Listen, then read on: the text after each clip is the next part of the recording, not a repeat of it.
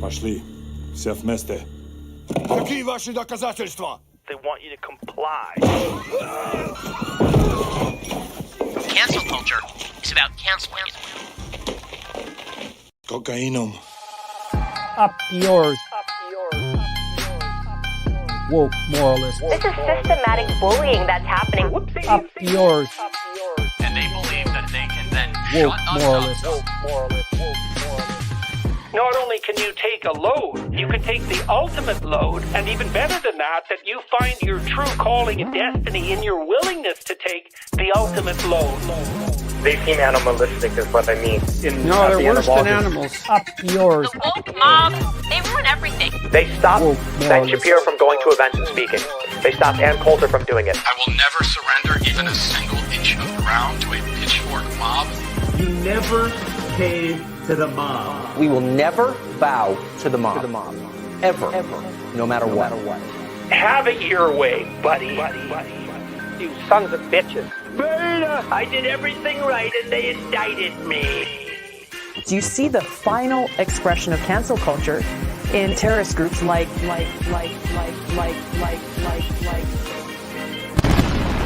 We'll see who cancels who.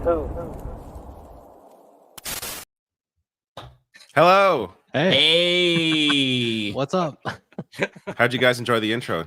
I love that intro. Yeah, I love that. that's killer. I was asking myself, what were any of those personages actually one of you guys? Yeah. Our They faces are. were superimposed on. I was Arnold Schwarzenegger, so I'm pretty happy about that. But David's is the best. Yeah, I don't skip that intro. There's like 2 shows where I don't skip the intro, and that's one of them. It's great. I love that. Yeah. it is awesome. Well, we have fantastic guests on today. So the Letterhack, and or also known as Matt, and Harvey Kaye here. So why don't you guys introduce yourselves one at a time, and then we will get into why you are here. Harvey, I'm riding your coattails through this whole thing. So you, by all means, please go first. That's very sweet. Since the best coattails I've ever worn, you drew on me. Okay, so I've known Mike for a long time. Okay, for everyone should know that I used to do your show a lot. I recall, and he's not here this evening, but I know Matt Binder from my time with Michael Brooks, regular time, and he and I actually did a live show together with Michael. That is Matt and I. And if Rebecca comes later, I do believe I know Rebecca from the Ben Dixon show. Is that? That's right. Yeah. Yeah. Okay. So having said that, I live up in Green Bay, Wisconsin. I'm Professor Emeritus of Democracy and Justice at the University of Wisconsin, Green Bay. I retired when the pandemic struck because as much as I love doing things like this, I didn't want to lecture to students in mass online like that. I'm 74 years old, so I can speak from experience. How's that? I am a historian and a political scientist and a sociologist, but everything I've done of consequence is probably historical and political. And I've done a lot of work on Thomas Paine. That's my sort of claim to fame. My first work was on the British Marxist historians, who are still very much a part of my thinking. And I've also done a lot of work these past 10 years on FDR, which is the basis in part for what Matt and I put together as the new Economic Bill of Rights comic strip. It is a pleasure to be here with you guys. I've only heard tremendous things about the Leftist Mafia. Okay, so I'm thrilled to be here tonight. Just hope I can keep up with you guys. Oh, of course. It's great to have you. You're a pro. I am Matt Strackbein, aka the Letterhack. I'm referred to as and self-proclaimed cartoonist for the left. I make comics. I'm a commercial art director. I have been drawing comics and depicting people from alternative, independent left-wing media for several years now in order to promote them and allow people. Look at Mike, man. You're getting. I got that. I've got too you in the already. background. I've got. Mine's right. David's got it too. That is awesome. I'm flattered. I think that's so cool. But I am trying to promote alternatives to the mainstream media, and likewise alternatives within those alternatives. And so I have segued from just posting cartoons online to interviewing folks on my YouTube channel you guys, all three of you have been there. Often when I'm watching this show, it's such a pleasure for me to go, yes, there's 5 people on screen. I've had them all on my show. I've drawn them all several times because that means that I'm accomplishing my goal. And it's bragging rights. But that's me in a nutshell. I think maybe a lot of people know me from, cartoons, which is pretty cool. I'd like to be known for that above anything else. So I want to bring up the new Economic Bill of Rights. So this was shared on commondreams.org, which is a site that I use quite often when I'm researching for various stories. Let me bring it in here. So I guess let's start with what inspired you to, how did this idea come about to put this together? Okay, so let me just preface it or prologue it by saying that I've been working on this Economic Bill of Rights question ever since I began my work on Franklin Roosevelt. In fact, my original idea, I did a book entitled "The Fight for the Four Freedoms: What Made FDR and the Greatest Generation What Truly Great," that is. And my original plan was to write about FDR's call for an Economic Bill of Rights. That was going to be the subject of the book. But my editor said to me, no, let's go bigger than that. Although as I think about it now, it would have been fine. In any case, I have done a series of articles, and I was talking all over the internet and on radio and on TV about this stuff. The idea is rooted in FDR's 1944 State of the Union message, in which, inspired by the fact that Americans in polls basically told him that they wanted social democracy in America. This was in 1943, the polling, and this was based on their success in fighting the Great Depression by way of the initiatives of the New Deal, and fighting fascism in World War II by way of the U.S. war effort. So he went before the nation, and at the heart of his speech that night, he said, we have come to accept that freedom cannot be accomplished when people are in need, that necessitous men are not free men. That's how he put it. And in doing that, he then went on to say, basically, that the time has come where Americans accept the idea of a second Bill of Rights, a new Bill of Rights, an Economic Bill of Rights. And he laid them out, basically, that there should be the second or Economic Bill of Rights to guarantee a job at a living wage. National health care was implied. Food security was implied. Education as far as one's capacities could take one. I mean, the idea, housing, comfortable housing. I mean, he laid out a social democratic vision for America. And amazingly, he was confident that it would be a popular idea, and it was a terribly popular idea. The polling showed that, for example, 85% of Americans in 1943 wanted national health care after the war. And that's 95% of Democrats and 75% of Republicans. So it was across the board something the overwhelming majority of Americans wanted. But he also warned that there was likely to be rightist reaction on hearing this proposal, and he was right. So he then said, if we fail to pursue this path, we may well end up suffering a wave of fascism in this country. So anyhow, Roosevelt died. Americans rallied to it. The labor movement on a grand scale pursued a campaign in hopes of re-electing FDR and getting this Economic Bill of Rights enacted in some form. Now, FDR died in early 1945, and though he passed away, the Economic Bill of Rights idea did not. It did not become law, but it influenced the creation of the GI Bill of Rights, the greatest public welfare and social welfare program in American history, which enabled the growth in the economy and basically the well-being of America through the 40s in the late 40s into the 50s and 60s. But the other thing was that Truman tried to secure national health care. Later, the 1960 Democratic Party platform was written in the form of FDR's Economic Bill of Rights. A. Philip Randolph, the great labor and civil rights leader, proposed a freedom budget. Oh, it's good to be on video because I can show everyone. This is A. Philip Randolph's proposal. But can they see me as well? Yeah. A freedom budget for all Americans. Budgeting resources to achieve freedom from want, which is one of the 4 freedoms that FDR had spoken of during the war. Anyhow, it survived as an idea. Martin Luther King Jr., not long before his assassination, had called for in the pages of Look magazine an economic Bill of Rights.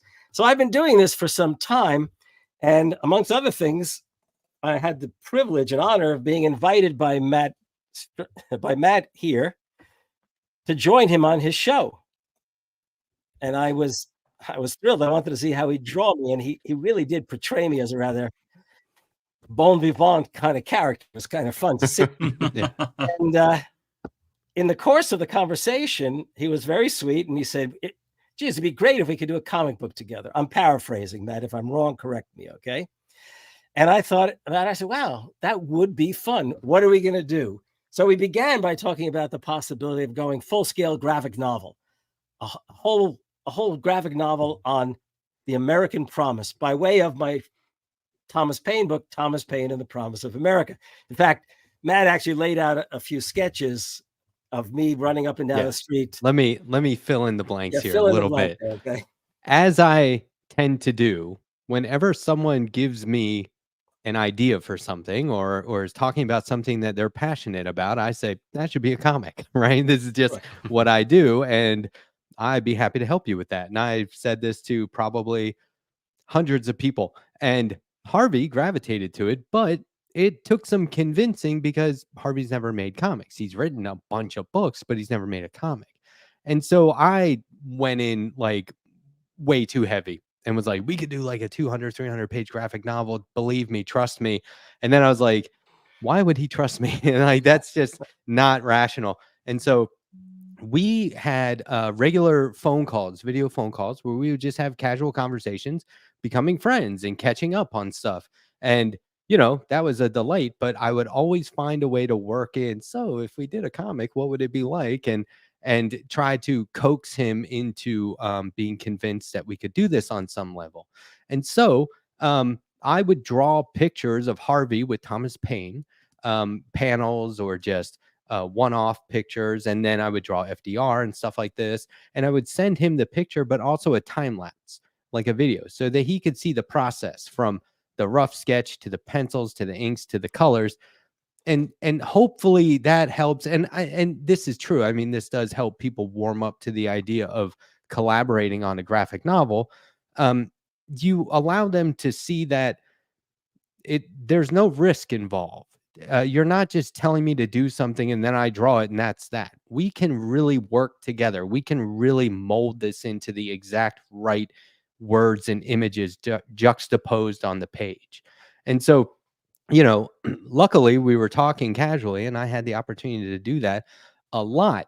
And at some point, I know we kind of go back and forth on this a lot, Harvey, but I think it was your idea where you said, or I don't know, maybe it was my idea, I don't know, but I said, well, let's just do the Bill of Rights. Yeah. And then that would be like, our primer. Yeah. I don't know if it was because I had just brought something out or because you saw me doing a conversation with someone and you said, it was definitely you who said, why don't we just do the Economic Bill of Rights? And I've been researching, the circumstances around socioeconomic circumstances and just like why it's not the same in this country anymore and why we keep telling people to, pull up their bootstraps and all that. And I came across your article on Common Dreams with Alan Minsky, and I was like, okay, I'll have Harvey back on the show. We'll talk about this. And then I started pitching that as the idea. And I absolutely love the idea because the piece that he's referring to, which is referenced in the prologue, not prologue, in the the preamble to the comic strip, really did lay out in about 1,800 words an arc, a narrative arc, and a call for action by labor and progressive groups. And somehow I started, especially given he made me confident in his abilities, I really did start to believe we could pull this off. But I think neither Matt nor I realized how fluid the process would be. How Yeah, I have. we This had isn't my we had first. assumed it would take weeks. This is not my first time around. I've never had this perfect a collaboration with another partner ever. It was. We work so well together. It's almost like I'm almost nervous talking about it. I don't want to jinx it, but like it really is good. So I will sidebar his remark and tell you one of the reasons it works so well is he may deny it, but he has he has incredible patience. No, that's true. Okay, because we can be in the middle of something and say, no, fuck, we don't want to do that. No. Yeah. And he said, okay, and he would just scratch it. But and I thought to myself, geez, if somebody did that to me, I would start just, No, I mean, you want like the real behind the scenes. Here it is. We would be on a call just like this, and I would bring up my screen and I would share a blank page and I would start laying down panels, and he would sort of figure out what we want to do on a page, and I would put in word balloons and narration caption boxes, and then it would start to solidify, and we go, oh no, this is what we should do. I would go off and do a rough sketch, send it back to him. We would meet again and tweak that or call it good. And as we went along, it certainly did become very fluid, and we had like a real outline and a plan, and we knew what to do, but we kept it modular because we're putting a lot of content into very few pages. By all rights, one of these pages could be like 10, 12 pages.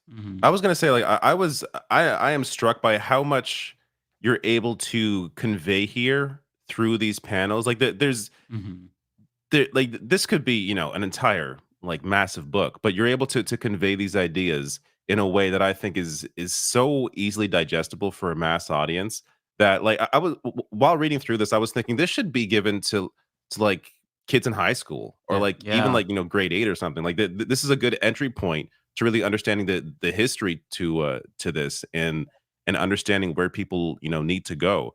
Because thank you. It's an incredible summation of just, what's gone on over the past, 80 plus years and what can happen in the future. Yeah. This is the 80th anniversary of FDR's speech this year. Okay, there's something we don't have to do immediately, but there's something I've really wanted to do publicly with Matt. And this would be a good opportunity to do it when at some point. I want you to call up that prologue page that you first on the very first page. First page. I want Matt and I to vocalize it. Oh, you want to do like a stage? He doesn't know I want to do this. Okay? I'd love that. That's a great idea. Because I want to preface all this, of course, by saying we were a good 7 pages in to the 10 pages we thought that would result.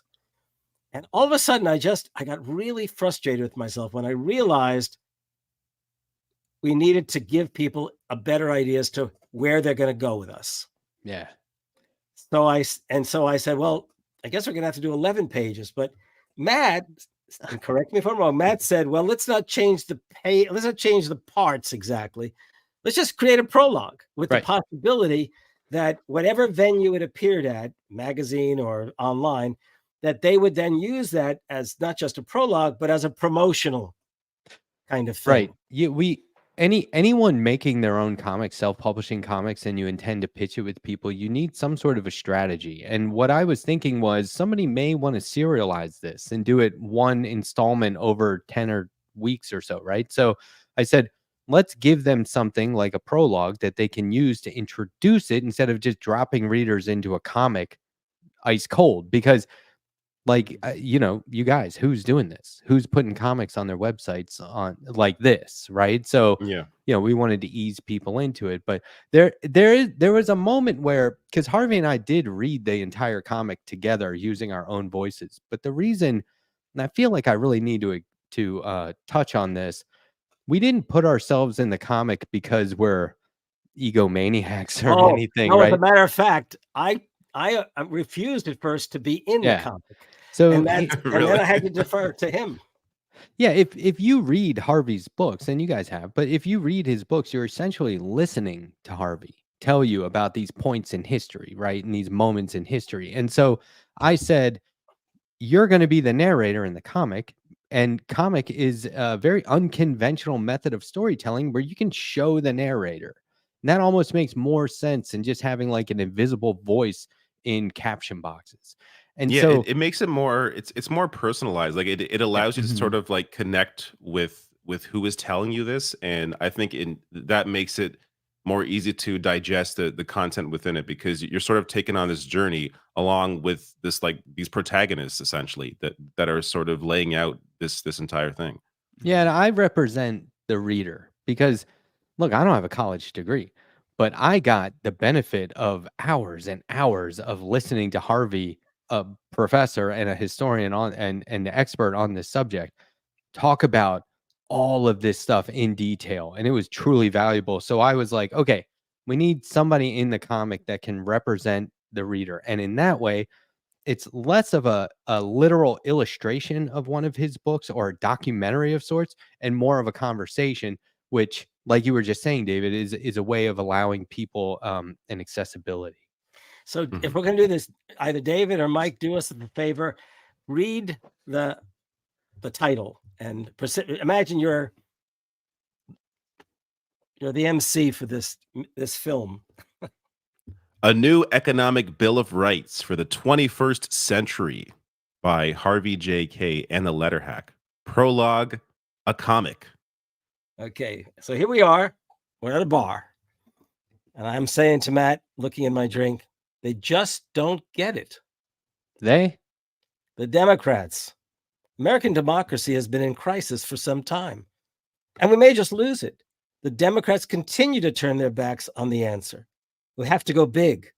As Henry Demarest Lloyd said more than a century ago. Matt? We can save the rights we have inherited from our fathers only by winning new ones to bequeath our children. We need to secure an economic bill of rights. Well, Harvey, maybe we should make a comic. And thus we look at each other and away. And notice we gave Lloyd a beer. It's just another thing you can do in a comic, just as a little gag. And I always wonder if people notice like he's having a beer with us in that moment. But it was a very, very progressive, socialist, populist figure around the turn of this late, maybe 1890s, turn of the century kind of time.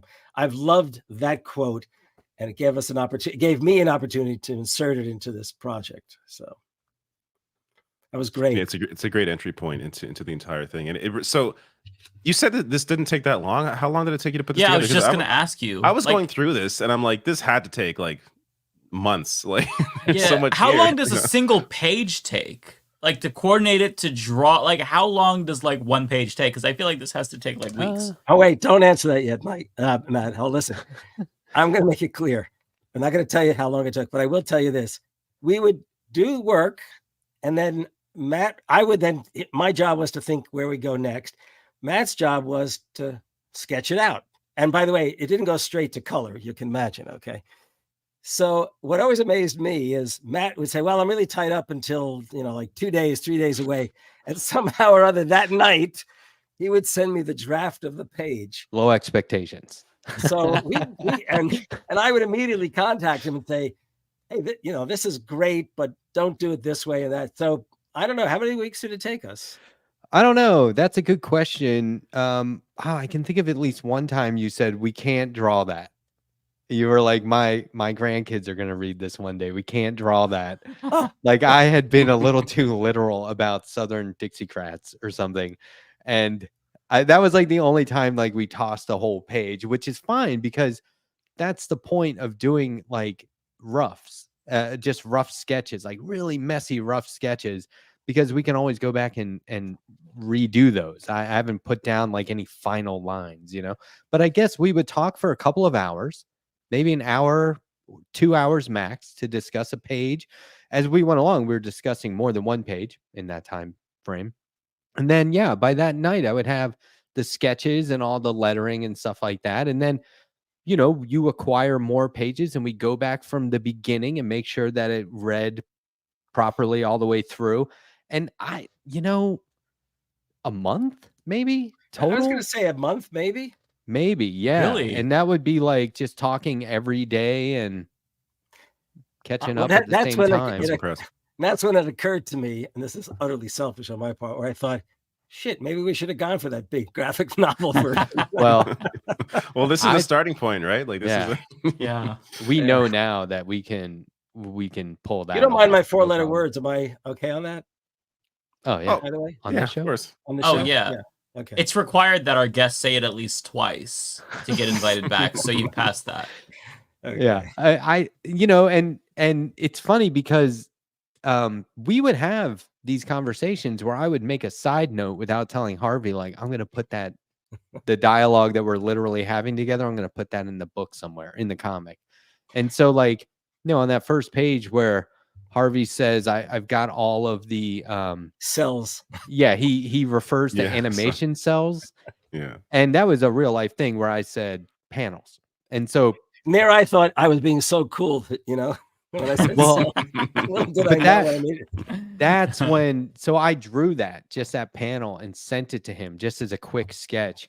And that was the moment where Harvey was like, yeah, we're fucking doing this. Like he's like, I get it. I'm in the comic, you're in the comic. It totally makes sense. Let's do it. But there was And by the way, when you did that page where I said cells and you said panels, I learned two things in that panel. One, that cells, as I was referring to it, only had one L. Okay. Right. Oh yeah, me too. And also that it was short for panels. celluloid. Yeah. Right. No, exactly. I mean, I was laughing at myself. Yeah, but that was I think that it was like a real moment where because the joy for me is introducing people to comics. And I always tell people, if you learned anything from that comic, then just keep in mind you can also communicate and teach things with a comic. And that's what we're doing here is like, I'm all at once creating a comic that I know people will benefit from, while at the same time turning Harvey into a comic book maker, which is like one of the greatest accomplishments in my life, I think. So, I mean, you take somebody who's done as much work as Harvey already has, and now he's going to start making comics. It's so cool. Like, I'm really enjoying that part. I mean, I was a comic books fan. Yeah. Off and on through my life. In fact, one of the things that I showed Matt was a Alex book that Ross. actually, I don't know if you guys ever saw this one. Okay. Whoops. Where is it? Uncle Sam. And it's this Uncle Sam goes back through American history. Basically, it's telling American history through the. I highly recommend this book. It's by Steve Darnell and Alex Ross. Alex Ross is a painter who started making comics and brought a level of realism to pages that people had never seen before. And this depicts a houseless man who may be losing his mind, or he may actually be Uncle Sam. Uncle Sam. And the fact that he's like on the streets and spouting at traffic and anyone who will listen as they pass by sort of shows the state of America, the United States. Yeah. So that's a great book. And as soon as I realized he'd read that, I was like, well, here we go. This will be even easier then. So here's something else that's kind of interesting. In the beginning, when I was working on the Economic Bill of Rights, and I was doing it pretty much on my own, then I got together with, it's Alan Minsky I produced the articles with. Alan Minsky is the executive director of Progressive Democrats of America, and he's out in LA, and we were doing all that stuff, and he and I had never met during the course of much of that except by Zoom. And similarly, Matt and I have only ever met this way. And I'm sure you guys working as you do can understand that, but it amazed me to think how much we could do working this way. It really, really did surprise me and amaze me. So, but that's because Matt, seriously, I'll praise you to the ends of the earth. You are very talented, extremely talented, right? And you have tremendous patience, and you recognize talent in others. Yes, that's a big one. And like I was talking to my dad one day just about the project, and he goes, do you ever feel like you're at a disadvantage because you didn't go to college, you don't have a degree? And I was like, Dad, I mean, I may not have like learned from professors, but I work side by side with them. So I'm not sweating it, but, and I was just sort of kidding. But on the other hand, it's a real, like I lucked out because this is as educational for me as it is a creative outlet. To be able to, apply my artwork to something as important as this and something that people need to know about is a big deal for me. But to hear it from, like, it's not as if I researched this. I went to the source. I have Harvey Kaye right there, and that's you know, anyone who knows me knows I watch all these shows online that he's been on, so it's a big deal. On Monday, there's a 2-day, call it a convention alternative or a progressive prologue to the Democratic Convention. It's called Progressive Central 2024 down in Chicago, and they're going to have a whole host of people. And I'm giving a talk at that on the Economic Bill of Rights. And I hope that they're going to do what I said I wanted them to project this up on a giant screen. Yes. That's one of the most important parts of this whole thing is there it is. Whoop, I'll get my finger on it. There it is. Yeah, people need, when you read the Economic Bill of Rights, whether in that original opinion piece on Common Dreams or through this comic, you need to be asking yourself, what is so expensive or complicated about these rights that we don't already have them? This makes total sense. And like, you know, David, you're in Canada, so you know what I mean when I say, you know, healthcare, it's totally doable. Why don't we have that? You know, a lot of these discussions I find so just like they've already been like, we know the answers already. You know what I mean? Like, like I feel like, and it's why I talk about healthcare. It's just like I feel like I've had this discussion like 1,000 times. Like that there are so many obvious benefits to having universal healthcare that it shouldn't need to be explained. Like the fact that you don't even need to talk to an insurance company, let alone have to pay for anything out of pocket. Like it's just some of the stuff is so like this is why I think it's actually this is a question for you guys. Do you think that the barrier is lack of knowledge that people have, or is it more of just a political barrier? The fact that there are these entrenched systems that these moneyed systems that are simply working against the interests of people. Because again, when you poll people, they want healthcare, they want guaranteed healthcare. So it's not necessarily that lack of education is the barrier to that progress. It's more so that there is just this I shouldn't say insurmountable, but there is this massive force pushing against the ability for any kind of progress. A good friend of mine, a left economist, young guy, who's now teaching at Rutgers in the School of Public Policy, as again, he's an economist. He actually was finishing up a book as Alan and I were working on all of this. He was writing a book about economic rights in America. And he arranged for the polling group Data for Progress to do a poll asking people about these rights. And again, the great majority of Americans believe that those are rights that we should have.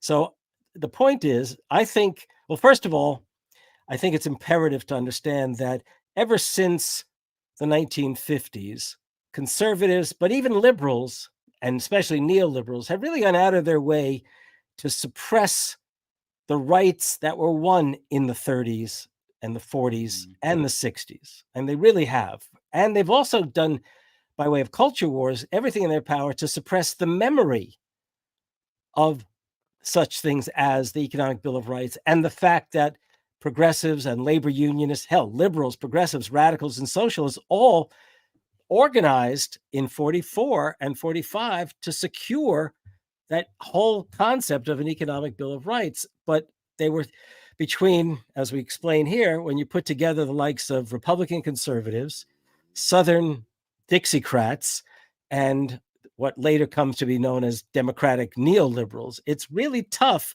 to get the bandwidth, the space to do that. We've been somewhat successful. The Democratic Party of Massachusetts and the Democratic Party of West Virginia have now embraced it, and they're making it part of their platform. And there are other states where legislators are doing that. Democrats Abroad, which is actually a state party in the Democratic Party, they were the Progressive Caucus has been pushing for the Democrats abroad to embrace it, which would be funny to think of that. But I'll note that at the end of World War II, when we defeated Japan and Germany, it was New Dealers, the folks who developed and pursued the New Deal from Washington, D.C., who basically were sent over to Germany and Japan to help write their constitutions. And do you remember the film? I may have talked to Mike about this once on the show. So Michael Moore did a film. What was the title? Where to Invade Next, or something like that. Yeah, I remember that. And I bet most people walked out of that movie remembering the wrong message. The message they walked out with was probably, "Wow, look at what these people are doing. How come we can't do it?" But his message was, these were all American ideas that are now standard operating procedure in these, places in Europe. So what it is the Americans want these things. They know how much they yearn for these things, but they're so effectively kept from talking about it, or at least having their representatives talk about it. I look, even the progressive squad, the squad in the Progressive Caucus has literally avoided until very recently the question of an economic bill of rights, which is astounding. Okay, what distinguishes the Democratic Party standard congressional folks and the progressives? Well, one would have assumed the progressives would have had a bit more of a memory of the decades of struggle to try to secure an economic bill of rights. What they have done is they put in singular, they'll enter bills for consideration. If you took the totality of the bills, you'd have an economic bill of rights. But you know what? How many Americans are sitting there reading the Congressional Quarterly or whatever the daily newspaper would be of Congress, and knowing about every one of these bills? What kind of lack of imagination is there for someone like AOC or Ro Khanna? He's eager to be president, to talk about, hey, what we need is what FDR talked about. It's what A. Philip Randolph talked about. It's, that kind of thing. No, it's the yearnings are there. It's the fact that the Republicans don't want us to remember. The Democrats have either forgotten, or as neoliberals have done a damn good job of suppressing the memory as well. I mean, it's not for lack of desire. It's for lack of the capacity to get it out there, and, in the media talked about. Yeah. I mean, that's all exactly right. And I always look at it like everyone has healthcare. Like all the other countries we admire have universal healthcare. Like think about how many AIPAC and super PACs, Israeli super PACs, are influencing our elections, but at no time do they insist their candidates push for universal healthcare like they have. Right. So that it's maddening to me. It's like, why are you influencing us then? I don't get this. And it just exposes how bad faith it is. But and this is the conclusion that we draw in the comic. We'll just spoil it for everyone because, there's so much in this comic that there really are no spoilers. You read it every time and hopefully you just acquire more and more solid knowledge on the entire 80 years of history that we're depicting. But where Congress drops the ball on these policies, we look to the resurgent labor movement to pick it up and run with it. And I think that unions and labor can secure certain policies like healthcare, for instance, and higher wages, where Congress lacks or fails to enact. And so that, to me, it's like, it would feel so hopeless if we didn't have some sort of outlet by the last page of this thing. And so the whole time we knew where we were going, and that was one thing, that was a conclusion that I had come to on my own prior to this, and I was just so happy to be vindicated when Harvey agreed. We are seeing now like the resurgence of unions, and I don't know. I haven't been following American politics, that long, 15 years or so. But you got it better than most Americans do. Yeah, you do. Okay. Come on. You got to grasp on this thing like nobody else. Yeah. Just to see, I don't know, Kamala Harris and Tim Walz out there with unions, and Sean Fain out there, to visibly see union leadership in media during an election. I feel like that is new. We are seeing a shift here where these voices are gaining steam. And reading your this comic, Sean Fain, I feel like is someone that would latch onto this. The OAW Like this is something that they should get a hold of and run with. Yeah, and I was going to say, the last time I talked to Professor, it was in 2021, and we did a panel on doomerism. And I felt like your insight was so crucial there because, like, this was after, the Bernie loss in 2020. We were all still feeling it. A lot of people felt hopeless. It was right in the middle of the worst. I think it was the Delta wave of COVID. It was really bad. So I wanted to pick your brain about, like, the current situation because I feel like since then, a lot of things have kind of slowly but surely changed. Like there's the rise of unionization, the Starbucks, Amazon movement. There's this change even from Biden in that, very bad on foreign policy, obviously, but with regard to domestic economic policy, putting in place somebody on the FTC that's actually trying to invoke antitrust laws, putting somebody at the head of the NLRB that's actually making unionization easier. Like something that Crystal Ball had said on The Vanguard recently really stuck with me. And she said, it feels like we're getting to a point where, we're getting towards the end of this neoliberal era in the Democratic Party. I'm paraphrasing what she said, but where they kind of like, they can't just be openly neoliberal. Like the days of triangulation with Bill Clinton and whatnot, like that was kind of the death of the FDR Democrats. But we're seeing this resurgence and this political opportunity all of a sudden is starting to form. And now there's a video that came out of Kamala Harris talking about sectoral bargaining, which is mind-blowing to me.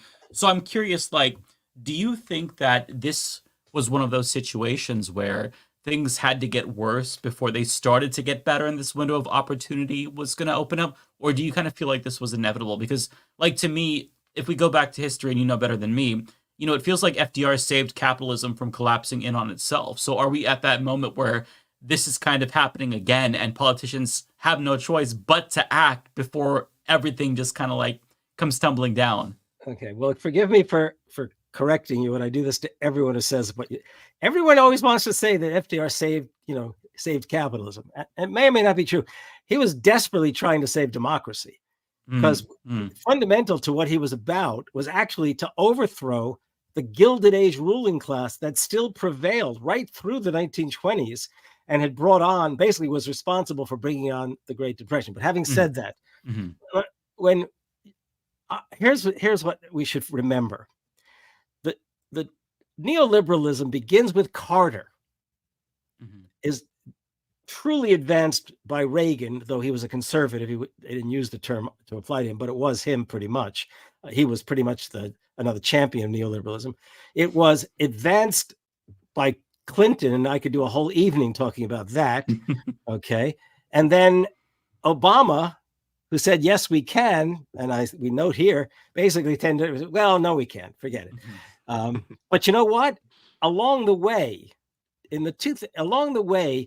he, that is Obama, basically spoke to a generation that felt deflated, decidedly deflated. My students were crazy about Obama all the way across all of them were just crazy about it. And we're immediately deflated, but it surely planted something in their heads. And think about the fact that in the years leading up to 2020, the years leading up to 2020, things were really percolating.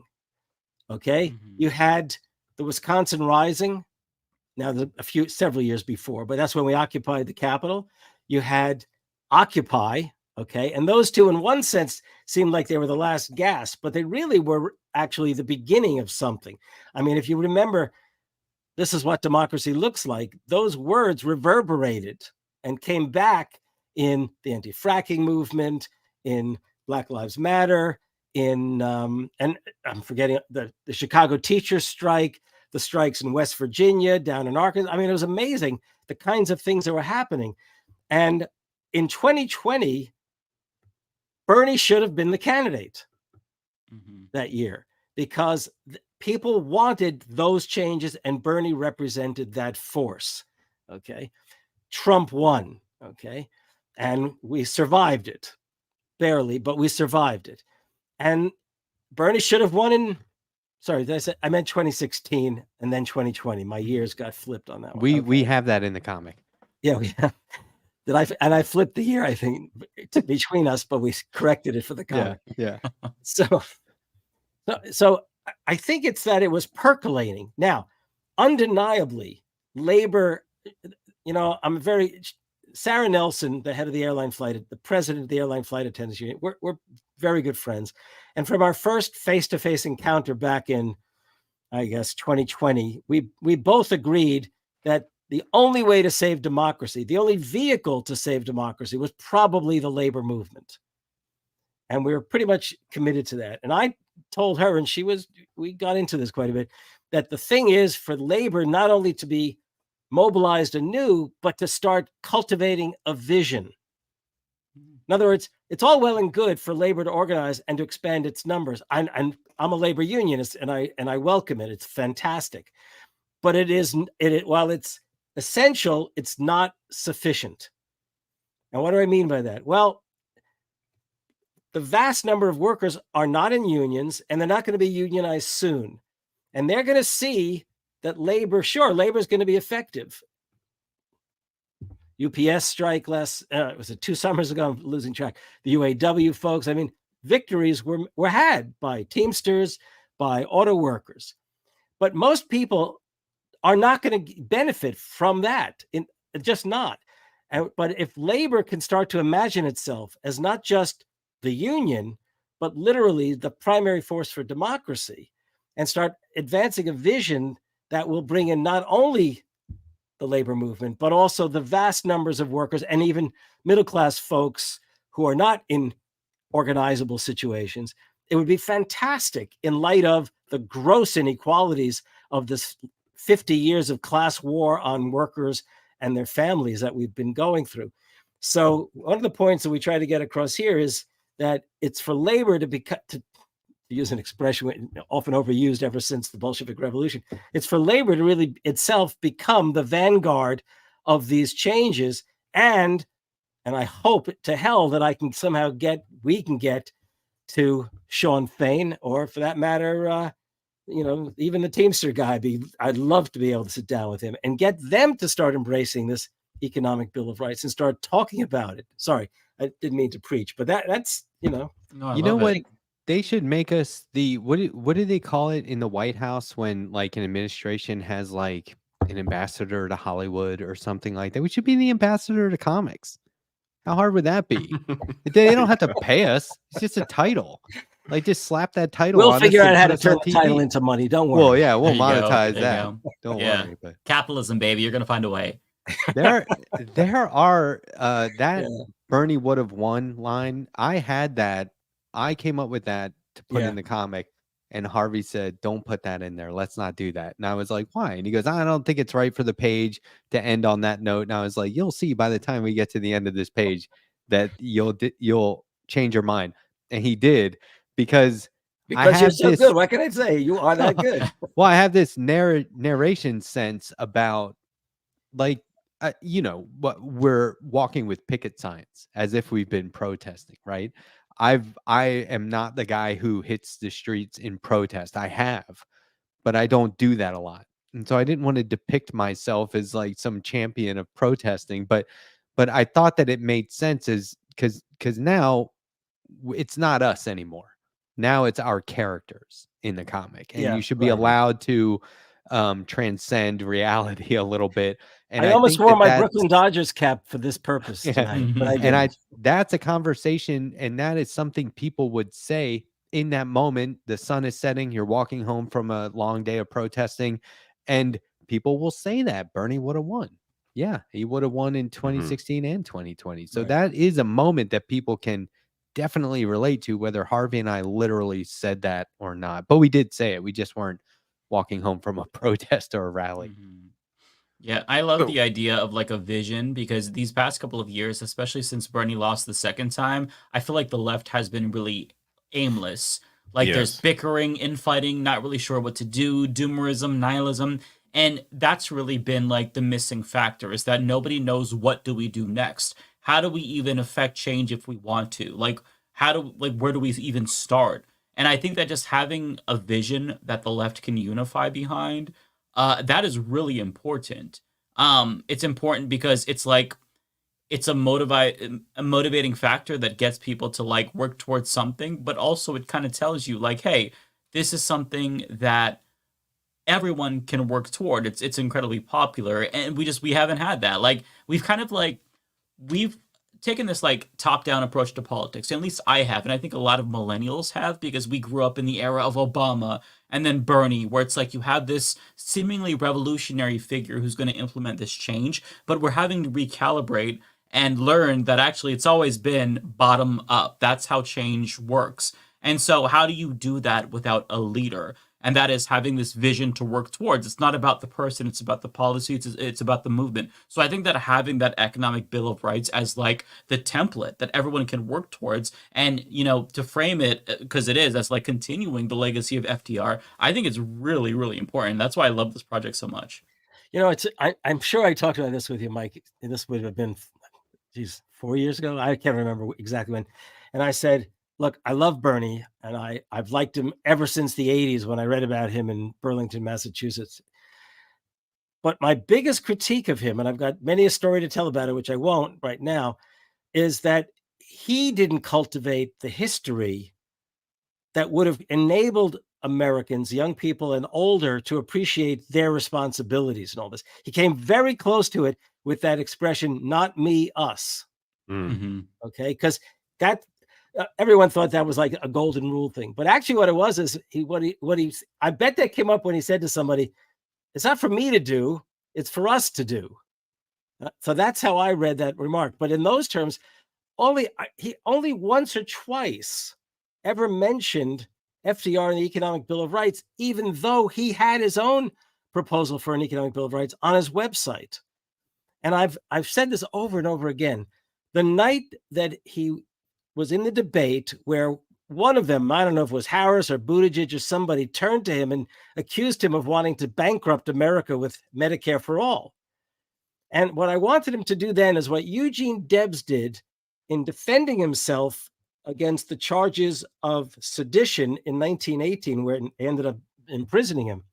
And he told the jury in his defense before he was sentenced, he said, look, this is Debs now. He called into the room the great dissenters, Thomas Paine, Patrick Henry, Abraham Lincoln, who opposed the war with Mexico.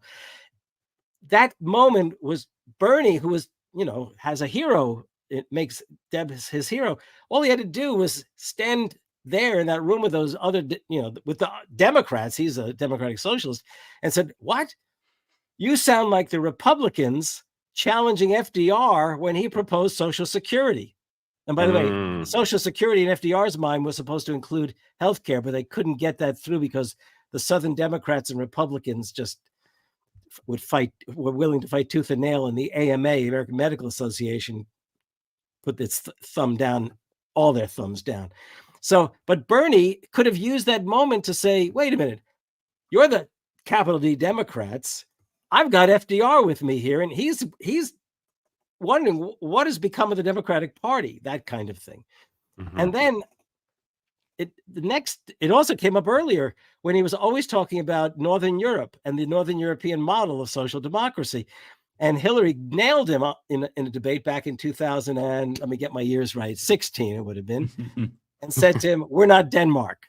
And by the way, that was a cheap shot, but it landed with people all across. Well, no, we're not Denmark, Yeah. So if he had taken that then into the final debate with Biden, when I was convinced he was going to go all FDR, because even the night before he did something called a fireside chat on YouTube, and the hour before the actual debate, Brianna Joy Gray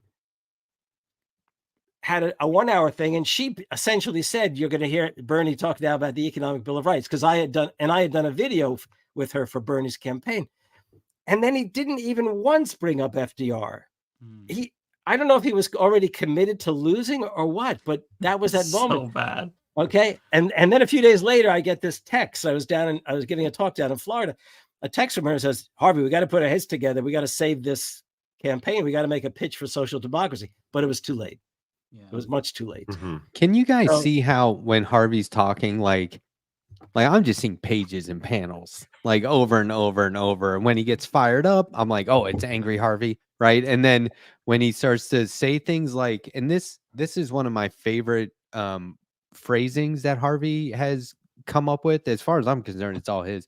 When he says, FDR should bring FDR into the room with him.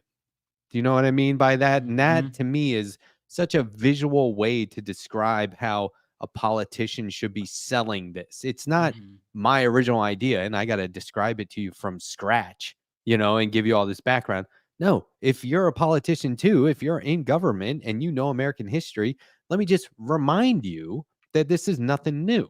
That this and so that's what he means by bringing him into the room. But it springs up all these images in my mind. So this is another reason why we produce this thing so quickly, is because Harvey manages to talk in a very visually descriptive way. And, if he just wrote like a script and passed it off to me, I would have been like, okay, we need to work on this. We can't put all those words in one panel or something. But the way we did it together, this is why I keep saying it was educational for me, but it was also one of the best, genuinely gratifying creative collaborations I've had. And I've had a lot. Before whatever we end up doing in the course of the next half hour, whatever, I do think it'd be fun. We're under no obligation to do what you think would be a good idea, but we could fly some ideas by you for our next project. Is that okay, Matt? We just throw it out. I don't mind. Yeah, Harvey's got a lot of ideas. Go right ahead. Yeah, well, I'm down to hear this. Originally, Matt was really keen on doing something around my hero, Thomas Paine, and the American Revolution, and in fact, he even sketched. You actually sketched. I don't know if you can call it right up. He sketched the moment when Thomas Paine is sitting at the campfire. Well, he's with the troops, Washington's troops, and he's getting the inspiration to write the crisis papers, which open with, "These are the most quoted line in American history that's not in the Constitution or the Declaration. It's, 'These are the times that try men's souls.'" Do you know that? I don't expect David to know it because he's he's up in Canada, but I hope Mike can remember that. Okay, David knows it probably. It's funny. I have to tell you, things always come in groups. The last few years, and it's very nice to meet you. I've made friends with Canadians, which for some Really? reason much of my life I had not. I don't know if you're in. What city are you in? Toronto. Have you ever run into or met up with Luke Savage, my friend up there? Yeah, actually, I had him. So I had a radio show like 5 years, I don't know, 2018, and I actually brought him on for an episode of that. Oh, great! Yeah, he and I, we exchange notes every single day, in part because we both do Wordle out of the New York Times, and we compare notes on that. But he's great. He's great, and I was happy to blurb his book. He's also another Canadian like yourself who just seems to understand American politics. And then there was a young woman, she's now out in Vancouver, who was doing a PhD at Toronto. I have to mention her name just in case she is tuning into this. She also, I introduced her to Michael, and Michael had her on, I think, a couple of times. Kirsten Pear Anderson. I don't know if that name rings a bell at all, but anyhow, so I made friends with Canadian folks who are very impressive folks. I've also heard about the complaints about national health care in Canada as a consequence. But in any case, to go back to this, it's just underfunded. I mean, the only complaint is that that's it. Right. That's always the complaints. The same with the NHS. It's just like underfunding, but it's I much rather have this system than have to deal with any insurance company ever. You know what I mean? Oh, no, that's the thing. I don't think I've dealt with like home insurance and car insurance. It's like, I don't want to deal with these people again, like in another section of my life. Like on those grounds alone, Americans should be in the streets demanding national health care. Just exactly. Avoid dealing with the insurance companies. Anyhow, so so first we talked about doing Thomas Paine, either having Thomas Paine and I talk to Americans, and Matt will definitely find his own way into that. That was one idea, and then we've come on to this possibility. So I did this book. I want to radicalize people, and I want them to know that throughout history, Americans were radicals. Well, and that's what this book I love is that about. idea. This book, Thomas Paine and the Promise of America, is not just Thomas Paine's life and labors. I did that as a young adult. Can I do a show and tell? I love the fact there's video. I would love a show and tell. Yeah. I did this book came out in 2000. Thomas Paine, Firebrand of the Revolution, is a young adult biography of Paine with pictures. with Oxford University Press. And as part of my sales pitch, I'll just say, I mean, it won the New York Public Library Award for the best book for the teen age. That's the title of the award. And I decided after that, and he was my hero, Thomas Paine, ever since I was 10 years old. That's another story. I did those 2 pages of you and Thomas Paine walking around your town, and I just needed some dialogue to throw in there, so I had you guys telling dad jokes. You remember that? You said do so much. Sometimes I forget. You're right.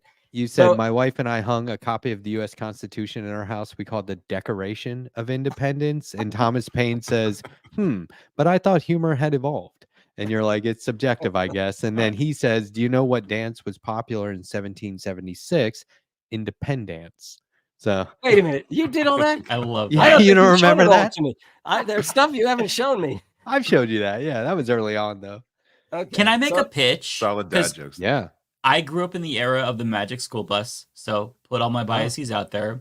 But what if there was a comic about Professor Kaye, and instead of just like teaching students history, like he has magic and he can bring somebody back. So like if somebody asks him, why did Bernie lose? You summon, Eugene Debs in that debate, and that would have changed it. I think something like that, which is kind of sci-fi, it's fiction, but it's also historical, would be so that's damn where fun. I'm going. That's where I'm going. In fact, there's a triangulation effect right here, not to be confused with the way Clinton triangulated or any of those assholes. And here's the thing. So we talked about why didn't Bernie bring FDR into the room? Matt, I knew, was just literally orgasming as you talked about the possibilities. Okay. But in fact, what we've talked about is what this Thomas Paine, The Promise of America book is that it retells the American story by way of the American radicals and liberals and progressives, all who wanted to really push a radical rendition of the American promise. And because the story that I tell in that book is every single progressive or radical figure in American history, every movement since the revolution reached back to the revolution and reclaimed Thomas Paine and made him one of their champions in order to lay claim to the American promise and the American story for their movement. It happened. It was the case with abolitionists, free thinkers, suffragists, populists, progressive social unionists, labor unionists. I mean, on and on and on and on. The only group that I didn't find evidence for, which I only found after the fact of publishing the book, was the civil rights movement, because Paine was a deist. He challenged organized religion and the veracity of the Bible. So much of the civil rights movement was grounded in Black churches that I think they had a hard time dealing with that element of Paine's arguments. But then I discovered that Martin Luther King, his favorite quote, the quote he would turn to whenever he got depressed to try to revive his spirits, was this line: "We have it in our power to begin the world over again," which is from Thomas Paine's Common Sense. And that is the most radical sentence ever offered in modern history. It is the beginning of modern history, if you think about it. Before that, people did not believe you could start the world over again. So it would be great. I'm sure Matt heard exactly what you said.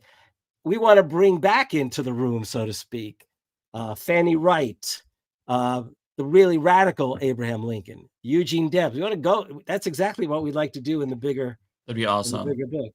Yeah, I will say the chat is telling me, and I think they're right, that my idea sounds a lot like the PragerU kids idea. And I did watch that a couple of months ago. I think so they took like old, civil rights leaders and brought them into the present and had them explain why racism doesn't exist.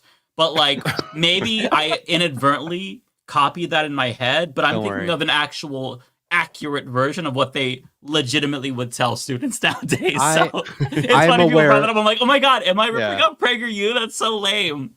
I'm aware of that. We will avoid that. But okay. The way I do it is I intentionally want to give Harvey something to go, we can't do that, and help me dial it back to something more realistic. So I did this. This was like a down and dirty sketch that I would never expect anyone to be able to make sense of.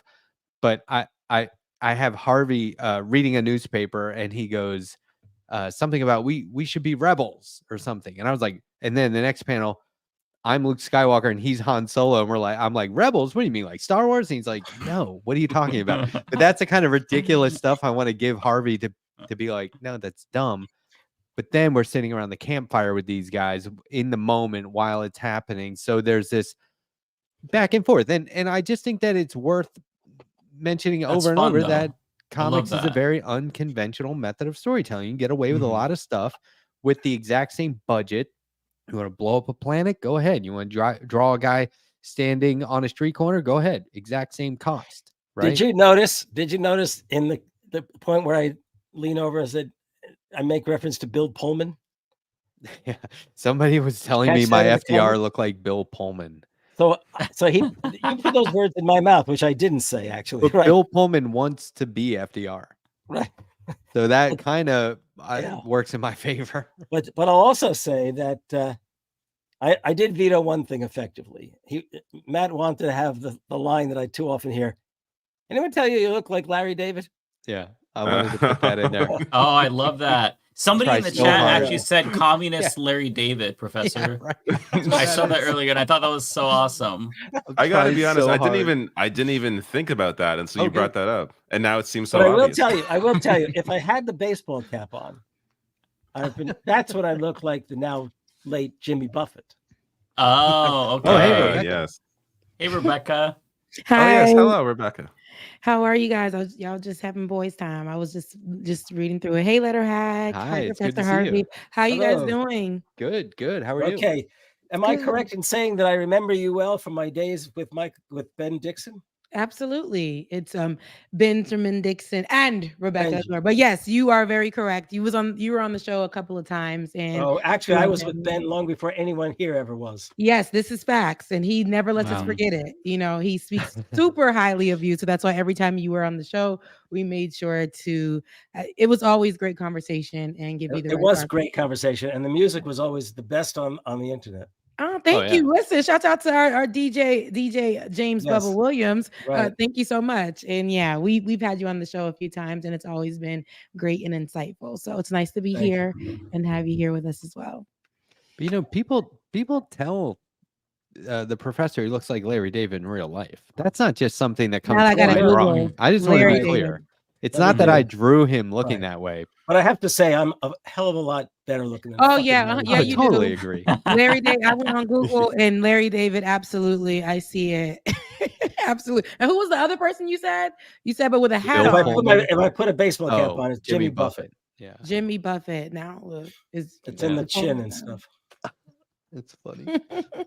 Look, I gotta say, Matt, I was looking at this and like, this dude over here looks like me, the second from the left, beside Nina Turner. Yeah, I'm like, I looked at that, like that looks like the comic you drew of me. Sort of does, yeah. Next to Nina? Yeah. Oh, Mark. Oh, yeah, it does. Okay. That does look like you. That's the fellow I mentioned earlier, the economist friend of mine who was working on the economic rights stuff. Mark Paul. Mark Paul? I've drawn all of you guys so many times. Is it ever cringy to you to see that?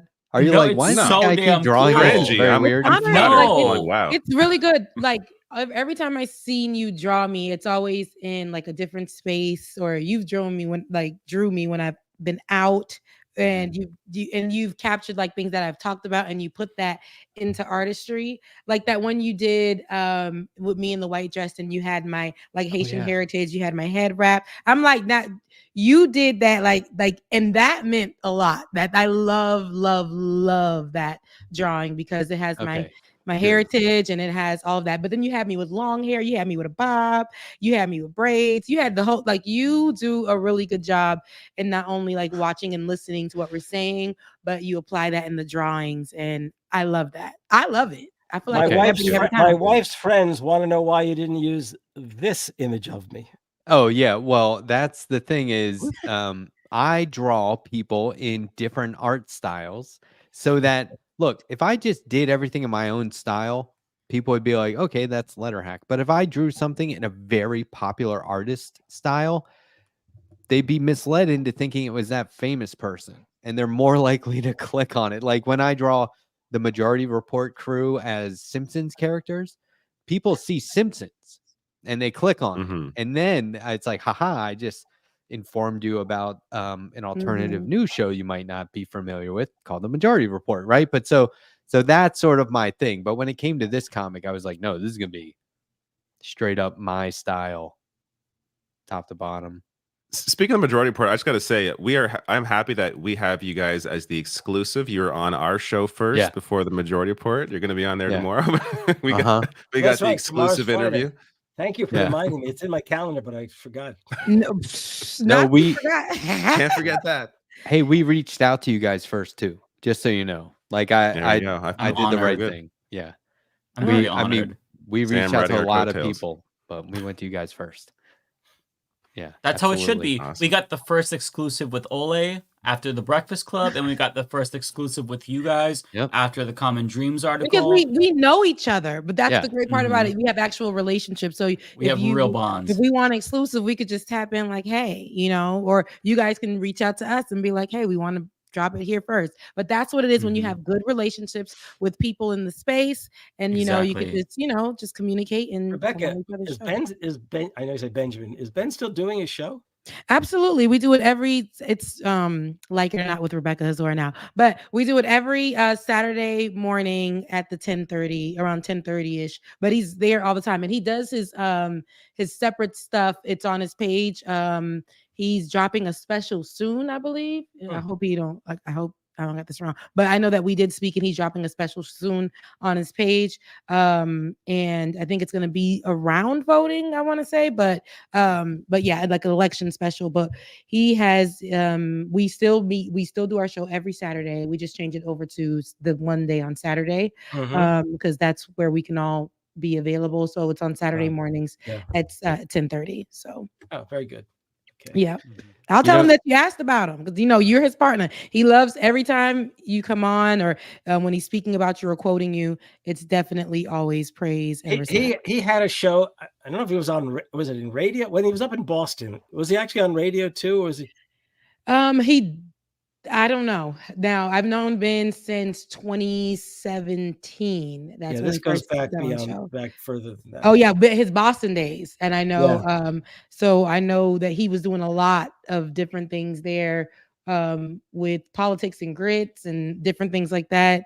I know he's been with our producer from day one, even when he was out in Boston as well. Back when our producer was, I think, an intern, and that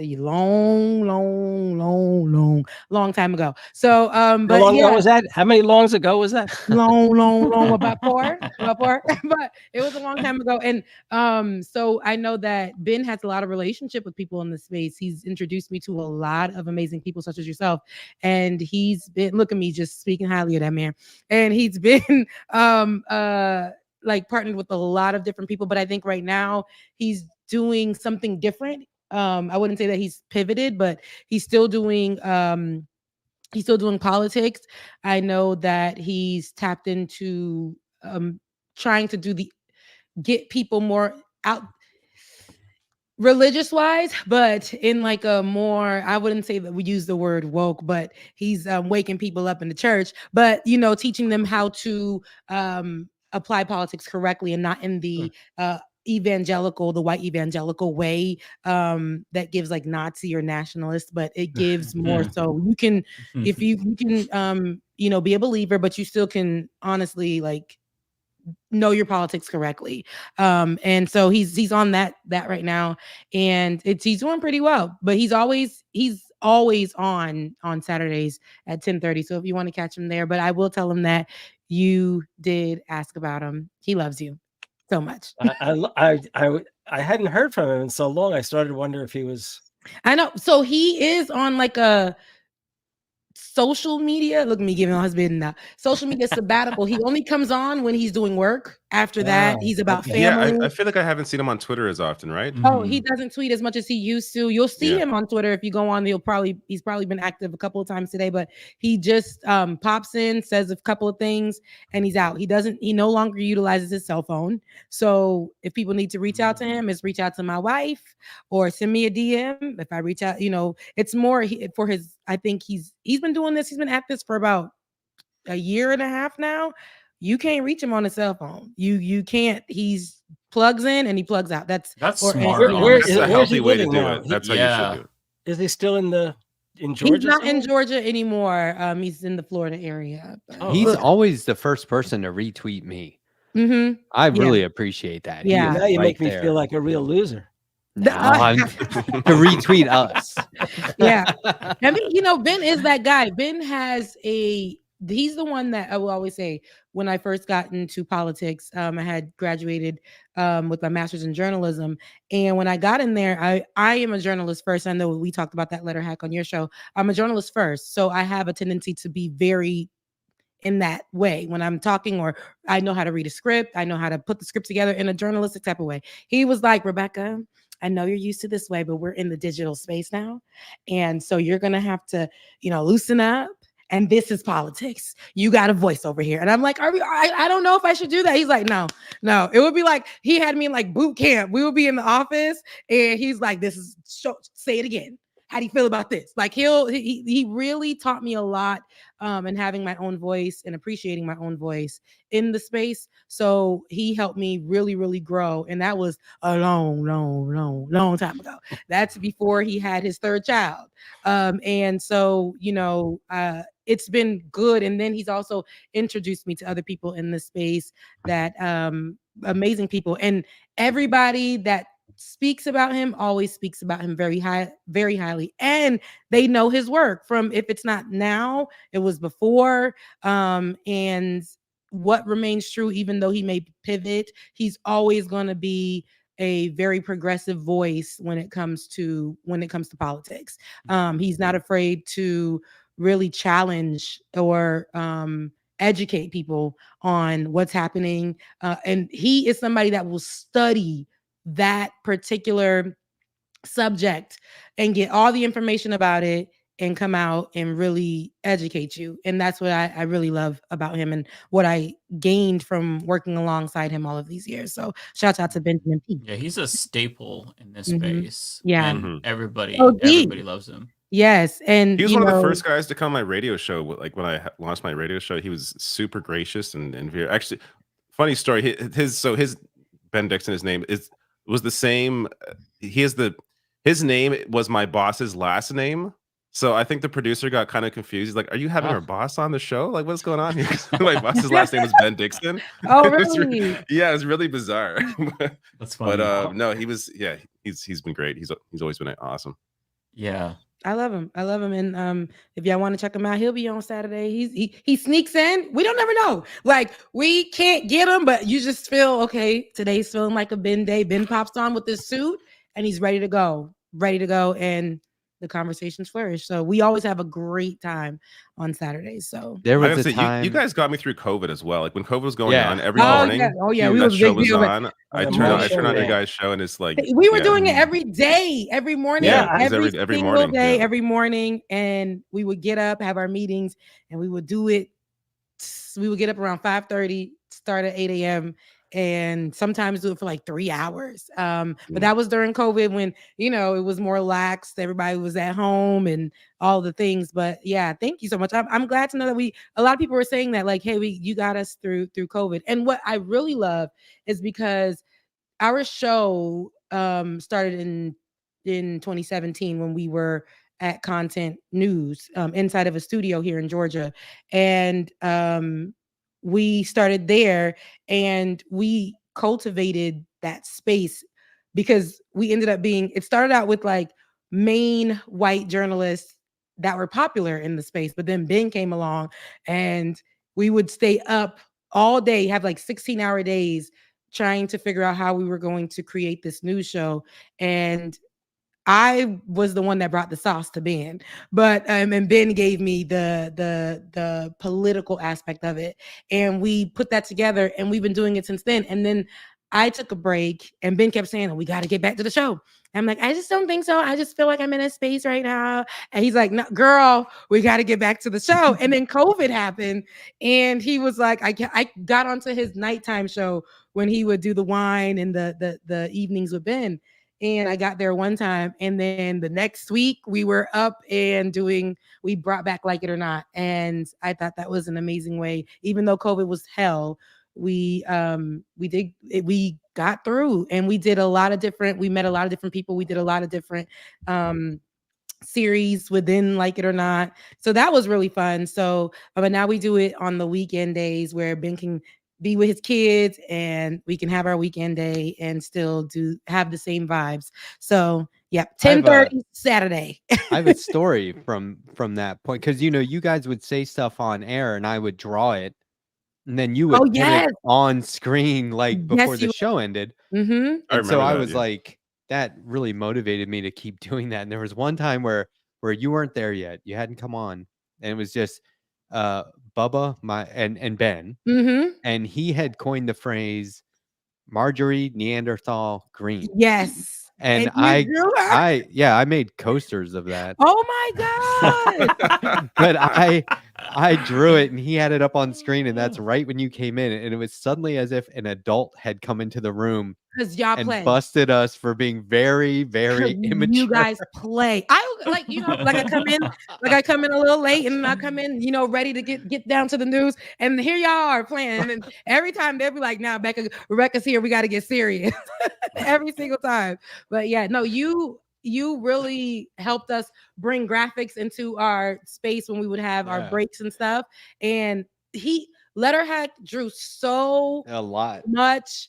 I was like, dang, we had so much that we would have when we had Dr. Carl Mack, you had him, Georgia, when we had Georgia, a lot of our guests, you just had a lot of that on there. So we will forever be grateful for that. Fun. Till this day on the show, we still have those play during like the reel beginning of the show. Great. Yep, a reel of all of your work, because it's so much.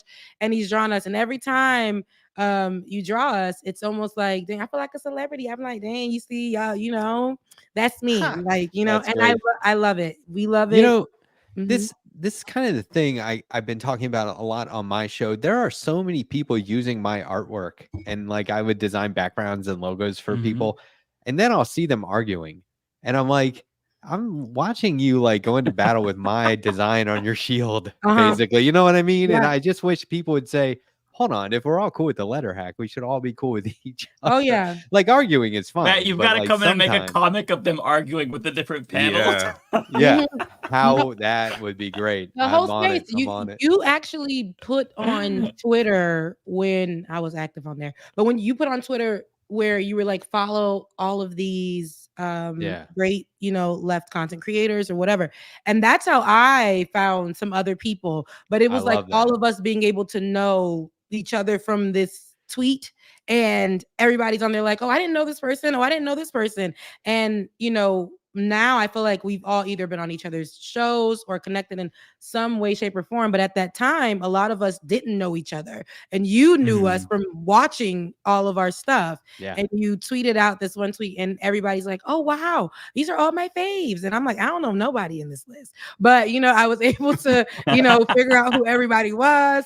And they knew me. I didn't know them. Or, or we all, like, it was just a whole thing. And I liked it because I wanted to find other like-minded people in this space, whether they were black, white, blue, or purple. Like, I just wanted to, see that. Then it was good to see that there were other people who were on the same side of the coin. And you're right, there are arguments that happen on air, chat, but they're all like, and you would have like that picture that you did, like a graduation photo kind of thing, like, or the class of such and such. The Letterhack cinematic universe. We're all part of it. And some people in there do not like each other. I'm like, dang, that's but I know big space. It's still a space where people can go to and find content creators in politics. I always say my presence online and my YouTube show is more like where you buy a ticket. It's not a destination. Like, I would love that, but I'm not here to get tons of subscribers. I'm here to get people to subscribe to, folks like yourself. So no, but your work is good and it deserves. I was saying that from the beginning. We were like, man, this man drawing us for free. We ain't asking him to do nothing. He deserves to get the following, to do all the things. And not only do you do that, I loved when you did the portion on your channel where you were interviewing us content creators. and seeing us in a personal way and drawing us at the same time. That was good. And it also let us get to know who you were and your art and what and the history of that. So it's been good. It's been good. It's I love is that like Matt can take something that is mundane to anyone else and turn it into a comic, which is so creative, because I'm like the least creative person ever. But you could do panels based on a show, like it or not, or you can take something that makes us all fucking irate, like, sellouts, Jimmy Dore, Glenn Greenwald, and then turn them into puppets saying they love being used. And it's like the way that you're able to turn something that's either a negative or something that we wouldn't see art in typically is so, like, I just think it's so cool. Yeah, it's weaponized. Yeah, I love it. It's so neat. Yeah. Well, I appreciate that. Thank you. It's good to hear. Yeah. But it's the least I can do, because the content that you folks provide and the stuff that Harvey has done in books and being a guest spot on all these other shows like the Michael Brooks show, I continually benefit from all of that. Every time I see one of your videos come up, I go right to it and I watch it every time. I might even watch it more than once. And it's just, it's the least I can do to, bring even a little bit of joy into your life. So I'm grateful. I appreciate it. Love it. It does bring joy. Yes. We all give and contribute something to this space, even though it causes brain rot in all of us most times in our own way. Yeah. Yeah, it hurts. It does. Is there any chance that you guys are gonna like have a physical version of this? That I would buy it. So I think this is good.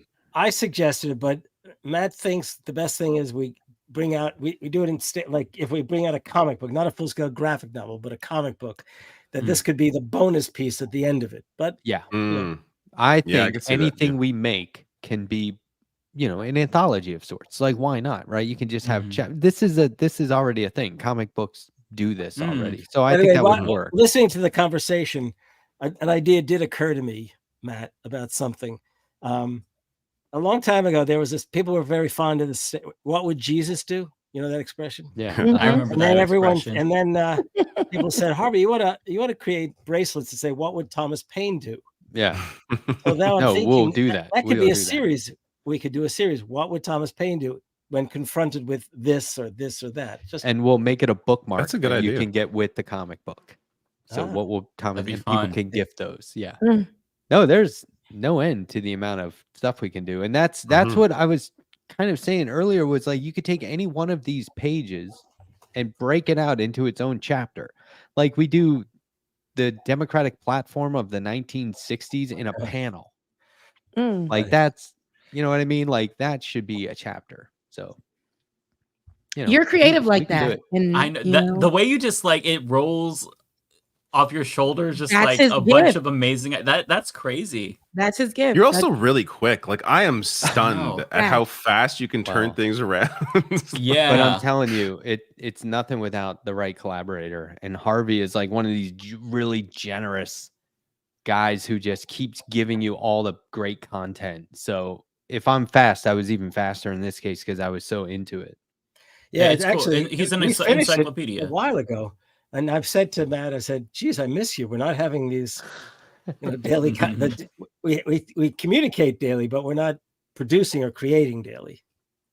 Yeah, we will. We'll get back. So you started producing this, or I get this idea came up before Biden was replaced by Kamala Harris. Yeah. So we were done by then. Yeah. I'm just curious to pick your brains about like your thoughts about what's gone on in the Democratic Party. Like how much do you care about electoral politics? But like, do you feel like this shift would have maybe help to enable the kind of change that you're looking for in some way? Oh, that's a damn good question. I was curious about that too. One of the advantages of history is that it enables you to challenge everything. It's because things have gone bad and when things got better. Now, in this instance, like even Tim Walz, okay, this question comes into my head. The one thing is, geez, isn't it great? She selected this kind of guy to be her running mate. And then I say, yeah, but vice presidents don't matter. That's my fallback kind of thing. Or then it's like, I'm convinced, because of the things that you noted in their campaigning so far, But then I read some serious remarks that she's literally already backed away from things that should be a part of any kind of progressive agenda. And she has yet to say, screw the corporate bosses who want me to fire is it Lena Khan? Lena Khan, yeah. Yeah, Lena Khan. at the FTC. I mean, so I don't know. I don't know if she's holding back. I mean, let me put it this way. She and he, the two, this Harris Walls team, they desperately need to read this comic book.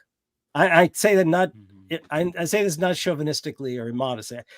They desperately need this comic book. I would put money on it that he'd be willing to go with it. I doubt she would, but they need to read this. Yeah, I think that progressives have a real opportunity to be taken seriously and to be heard right now. We always say like, oh, once they're elected, we'll be able to persuade them on certain things and push them left and all that. But how many times have you heard the media in the last week say, oh, she's not, Harris isn't doing interviews with the media? Well, she's out there talking to the American people, right? Yeah. Like that alone feels like a game changer to me. So I think it's positive.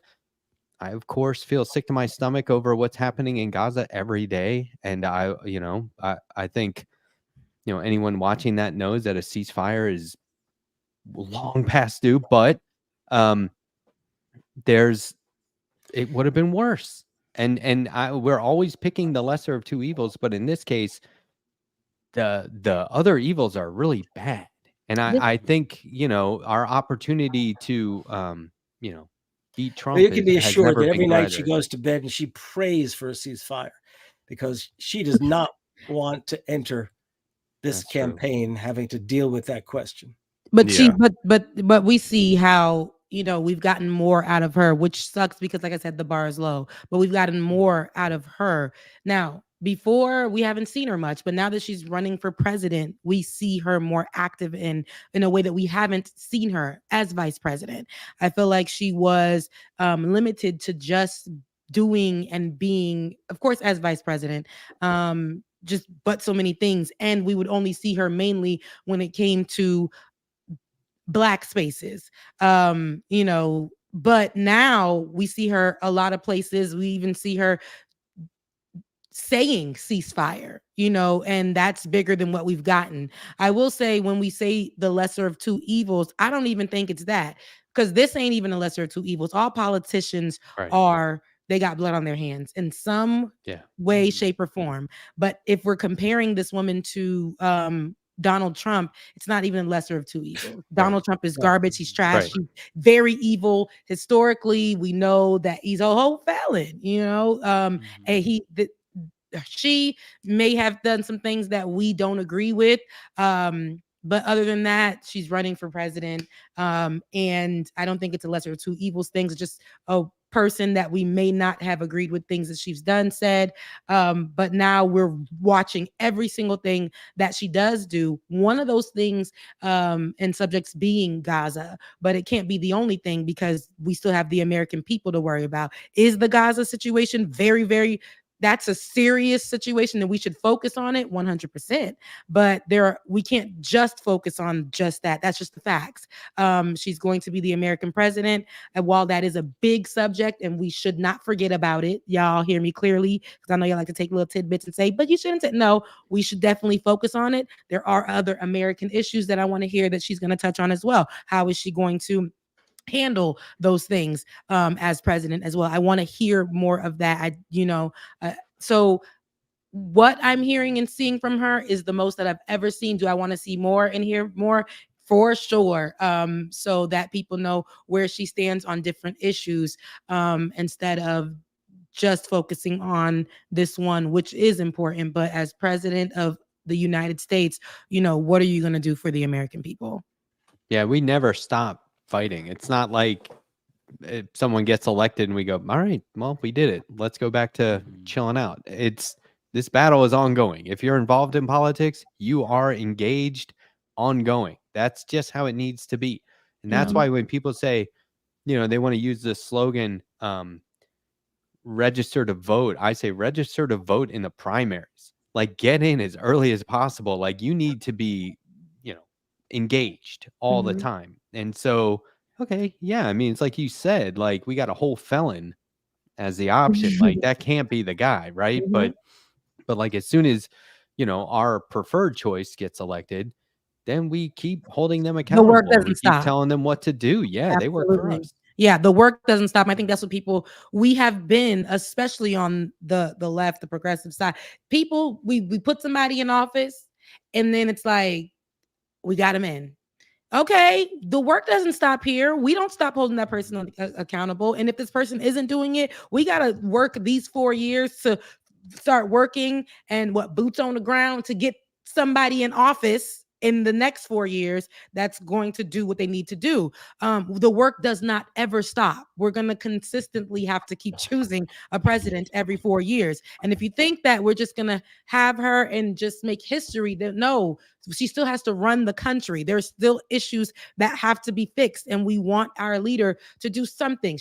I'm gonna tell y'all right now, she ain't gonna do everything we want. What president has, but at least in issues like to hold her accountable to issues that she said that she would work on, and is she working on them? Because we tend to get these people in office.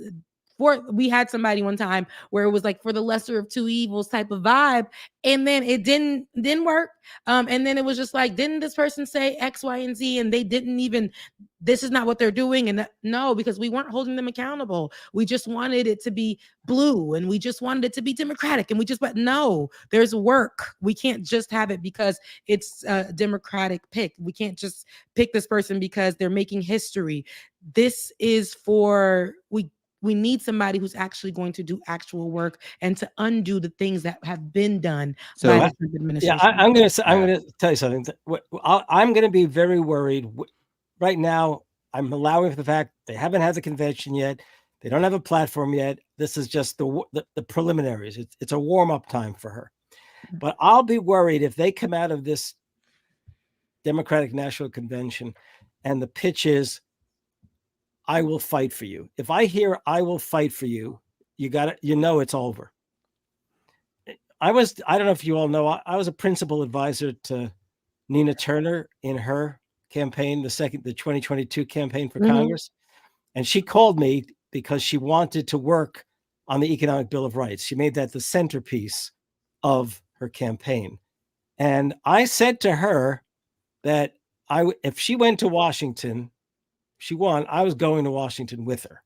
And the reason I said that is that she was my kind of candidate. You vote for the candidate who inspires the fight in you, not the one who promises to fight for you. That's good. Yeah. And I wonder, do we get a policy platform next week, post DNC or during the DNC? Is this when they drafted? And how does that conflict it's probably with the drafted current already president? and being refined now, and they'll project it. Do you think it conflicts with Biden's current policies or positions on things Actually like conflicts? Israel? No, I don't think it'll conflict. The question is, will they? Well, the point is, I can't tell you how many times platforms go beyond what any candidate really wants anyhow. Yeah. The 1960 Democratic Party platform that we talk about in the comic, the one that Kennedy Johnson ran on, that was written by a man named Chester Bowles. He traveled the country seeking opinions as to what should be in it. And when he put it together, the entire thing was drafted, framed by FDR's Economic Bill of Rights. And he actually says in his memoir, Bowles, he said, I didn't know if Kennedy could live with it because he was no liberal. Kennedy was not a liberal. And he did in good part because he needed Eleanor Roosevelt's support for his candidacy. We had a whole panel with Bowles on that page, and we were like, "That's just too much." I know, right? Yeah. There's a lot of stuff. There's a lot more that we could do just on this subject. I want you to know that if we had decided to do all the things we started to do and then had to a lot kill, longer, we'd have the book already. Yeah, it was a lot longer. Yeah. I feel like this is headed in the direction of a graphic novel, and just let me know when I could place my pre-order. There you go. That's what I'm talking about. But we take the money up front. That's all right. Don't worry. That's fair. Cash App, Venmo, whatever. PayPal. No, I'm going on record that if we get a good contract, I'm prepared to give the Letterhack a larger piece of the pie. Come on, that's ridiculous. Well, I did my work 50-50. over years, and then all I do is get to sit down and tell you what to say. You actually work Whatever. on this stuff. It's too fun to call it work. And when your work is the same stuff you do in your free time to relax, it's kind of hard to call it work. I got really lucky on that. But I love And that. since I'm not teaching in the classroom any longer, I get to teach to you. that's pretty cool to be a Aw. one-person classroom. Yeah. I can't tell you how many times because Harvey will text you pages and pages of stuff just so you have the backstory and the history.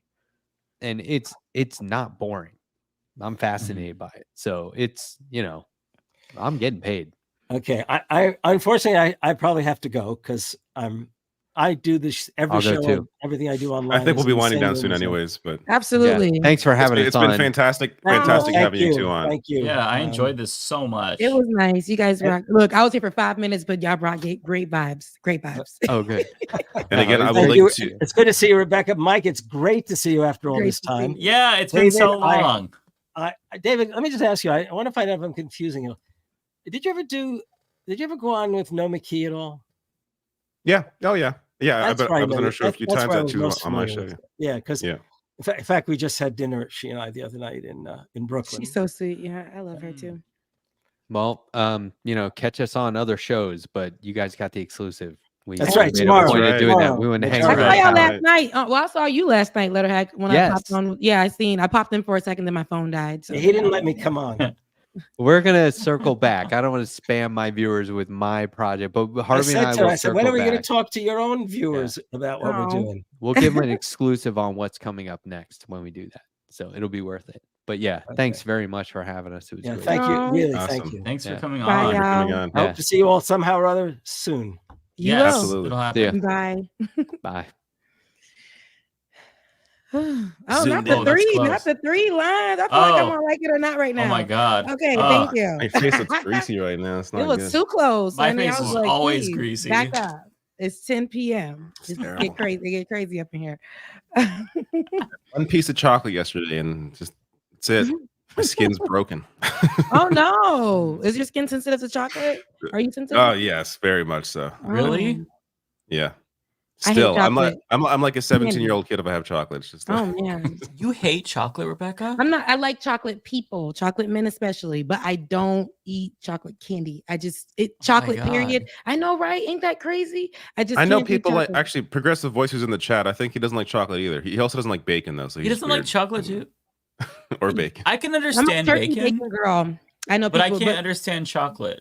If you don't like chocolate, I feel like I'm actually offended by that. Like You can't- I'm offended, Rebecca.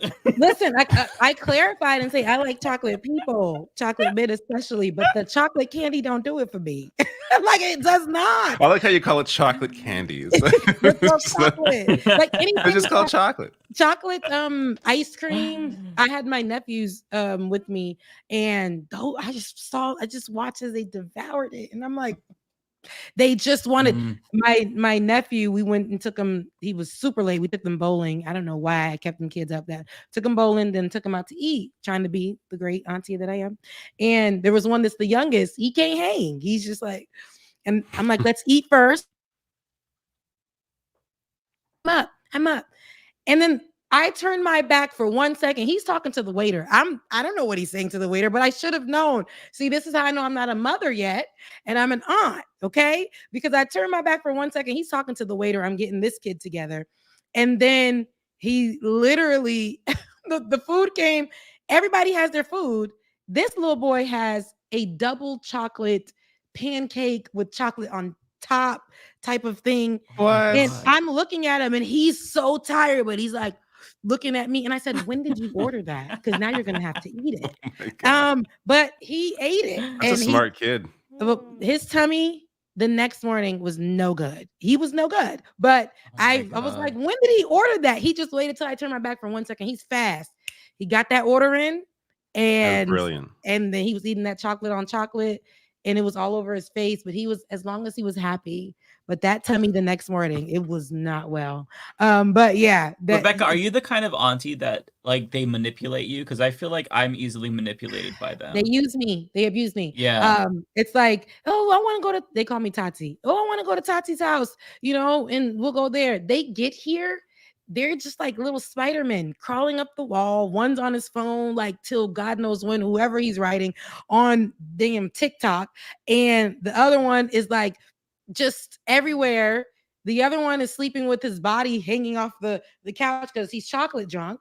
And they just use me. And then the next day they're like, where are we going next? And I'm like, we'll go here. We'll go. Where do you want to go? They like that I ask them, how are you feeling? Where do you want to go? What do you want to eat?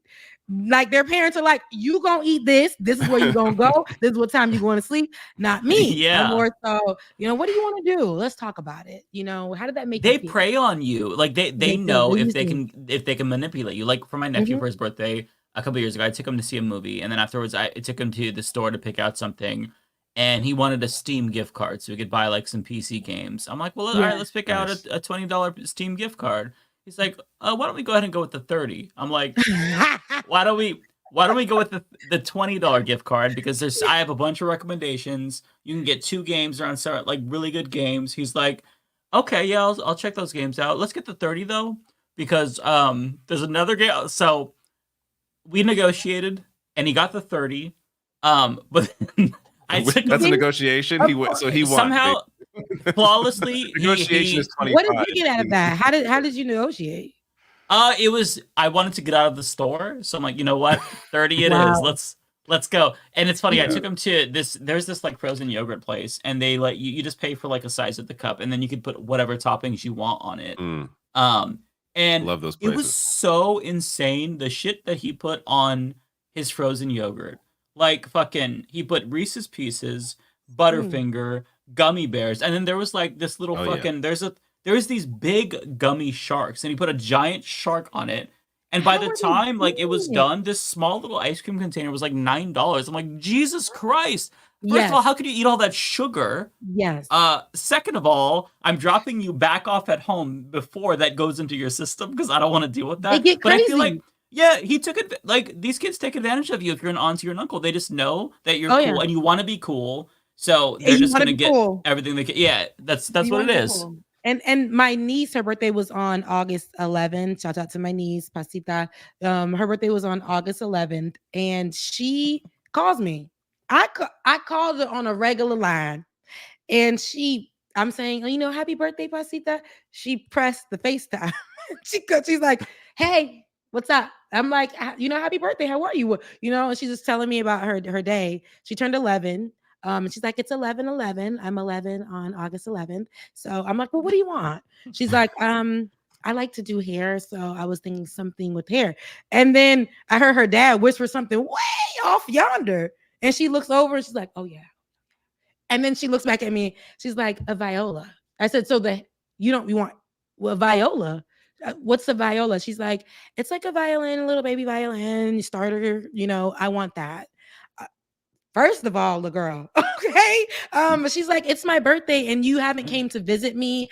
And I just feel like, you know, you told me that. I'm like, not her using this. Now the guilt's already starting. Girl, I am out of a job right now. Little girl, she thinks I'm rich. She thinks I'm like the rich auntie. I ain't got it, but I'm not going to tell her that. So now I'm like, all right, we'll figure that viola situation out before end of year. You'll get it. But she's like, because I like to play the viola. I'm a gymnast. I'm a swimmer. And now I'm adding that to the list. Girl, okay. Using me. And her dad was like, he ain't getting it. So he's like, tell her you want the viola. Like, way yonder. That's how they use you. Even the parents are using you. They'll be like, I'm dropping you off at your Tati's. And they'll come and visit. And then they'll go do whatever they need to do. I have like a newborn, 2-year-old, 4-year-old, a 13-year-old, an 11-year-old, they all in my space. I'll be like, and then, you know, sit down. And they're just like, okay, yeah. And then there's like, can we just jump on the couch? Yes, but just don't put any stains. Look, me, I'm that type of auntie. I will take all of the kids. They will use me and abuse me. I'll give this baby an extra bottle just because she looks hungry. Like I am that type of aunt. Like the kids, I'll take them all. So, Bless but your I hope. heart, I cannot do more than 2 maximum, and it has to be like limited to like an hour. Oh no, they throw them at me. I be having them for a weekend or Oh like. God, yeah, that's I too remember, much for me. I can't do it. I remember I came to visit when I was living in New York. I came to visit down in Florida, and my 2 brothers had children, so together all 3. And in New York there was 4 plus the new baby. Pasita was new at the time, and up there I had them all the time. I would wake up when I would go visit them in New York, and nobody would be in the house. It would be me, a newborn baby, and kids that are asleep. And I'm like, oh my God. Oh my those God. things are hungry. Like they're hungry. And I would have to like make food for them. Parents never call to check in. Then in Florida, the boys, my brothers, they would leave and not call and say nothing. There's a sleeping baby next to me in my bed. When did that baby get there? I don't know. And then like it'll be like 2 kids staring at me like, we're hungry. Now I got 3 kids. But I'm so used to that, and I love being an auntie. So I think I'm gonna even be a better mom. But I think I love being auntie. It's just that I let them do. I kind of give them free time. Like I remember my brother was yelling at his son, like like, hey, you should not do that. And he's like, come here, Jediah. There's like a little space in the house. Jediah was 2. He looks my computer, but Jediah looks over at me. And he floors it to me. I run with him in the bathroom and we lock the door and we save him from getting yelled at. So I'm like the greatest. Okay, you're a better auntie than I am an uncle because like the most that I do is like I'll take them to movies on birthdays, but most of the time it's like I'll just go hang out for an hour with the parents there so I don't have to make any executive decisions. And if they get into trouble, then the parents are the ones that are scolding them. So I'm not the one who is the disciplinarian, but I still get the reputation of being the cool uncle. No, I mean, but I know I don't want the responsibility, you're a dad. but I want the coolness. I have no nieces, no nephews. My only experience with any children ever is with my 1 3-year-old son. That's it. Wow. So are you gonna have any more? Look, are you gonna have any more? That's a crazy question to ask. No, definitely no. I know the answer. The answer is no. Neither of us want another child. Okay. I have 17 nieces and nephews, so that's more than enough. That's work. more you than have enough. 17 nieces and nephews. 17 Holy nieces and shit. nephews. Yeah. How many siblings do you have again? I have 4 older siblings. Oh my so God. yeah, I'm the only gay one, so I'm not having any kids. You don't want to. I mean, Oh you can my still God. have children. Like, Oh you no. Yeah, you can I don't want it. I mean, I do have my method. my fur babies, which I think counts equally, but no human children. No human children. For me. No human children. Never. It's 1 is a lot of work. I don't know how people have 2 or 3. Yeah. I want 2. 1 is enough. I want to. Yeah. I used to be real selfish when I was younger, young and fun and all that stuff. I used to be like, oh, I do not want no kids because I do not want to mess up my body. What kind of society told me? See, I don't think that's honestly. I don't think that's selfish. I think that's a perfectly reasonable. I think. Yeah, I agree. You can have a perfectly reasonable reason, or I think any reason is reasonable to not have a child. Like you don't have to. You shouldn't feel like bad for or selfish for not having children. My thoughts have since changed. Like that was when I was younger. I said I was going to be like Sex in the City. I did my life in New York, and it wasn't Sex in the City with that money, but it was. I romanticized my life in New York. But and then when I saw the kids there, I said I would never. This is when I started to like shift a little bit. I would never raise a kid in New York City. You would never find me raising these kids. That's how I felt. And then later on, I was just like, okay, let me just get through my career, and and then I will probably have kids. But then you get older and you think about, I don't want to attach myself to that demon of a person, that person. And me, no, I need a real commitment before I drop kids into this world. And then now everything is expensive. Me by myself, I talk to my best friend all the time. She's a mother of 2, a great mom at that. And we will always talk. And I'm like, girl, I'm doing laundry for myself. I'm cooking for myself. I'm like, I have breakdowns every 3 seconds. How can I have a kid in my face like while I'm having a mental breakdown? Like, mom. You don't have time to have a mental breakdown. You don't. It's just like your body doesn't allow it because you're distracted by having to keep this thing happy and alive. Like it's just this thing, right? But It's a whole different mindset. I do look forward to being a mom. I mean, when I could have been a mom, I chose not to be a mom, and I'm glad that I had that choice. And then now I'm at a place where I feel like financially we ain't there, so we got to be there financially, because I'm not pushing no big head baby out into this world, because I'm sure my baby will have a huge chest, but I'm not pushing no big head baby out into this world and not be able to take care of my child. Yeah, I gotta say, if I was American, I don't think, actually, I've talked about this, right? Me and my partner have talked about this. We wouldn't have had a kid if we were American. I don't like, just the cost of like birth and childcare, like all that shit is just, I don't know how people do it. It seems really expensive to have a child in the US. I don't know how you do that. Expensive. And then Black women, the high risk with infant mortality, and then the mother at risk, and that's a big deal in the healthcare here. A lot of the women are having to save themselves or get doulas because the healthcare system is so trashy. And so like I think about that too. It's just like I also don't want to be a single mom. So the dating pool is garbage here too. So I need to find a good prospect. I ain't trying to get knocked up, but you just want to make sure. I just want to make sure that at least it's never going to be perfect. I don't think anybody's ready. No, you're not. No, there's no perfect time. You may be a single mom and be a great mom. You may be, whatever. I don't know what the cards will look for, but I do really, really look forward to becoming a mother when I do become a mom. I'm going to be really fabulous at that.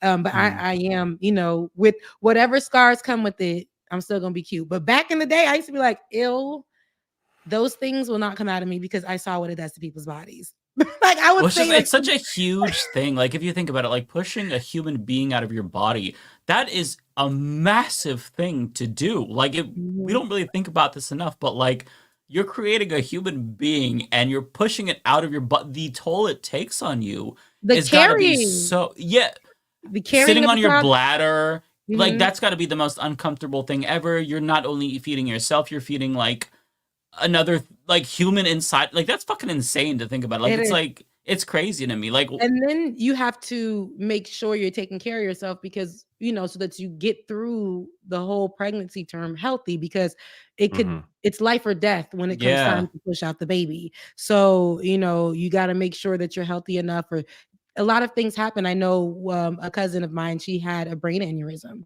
So she had the baby, and she was out for like a month.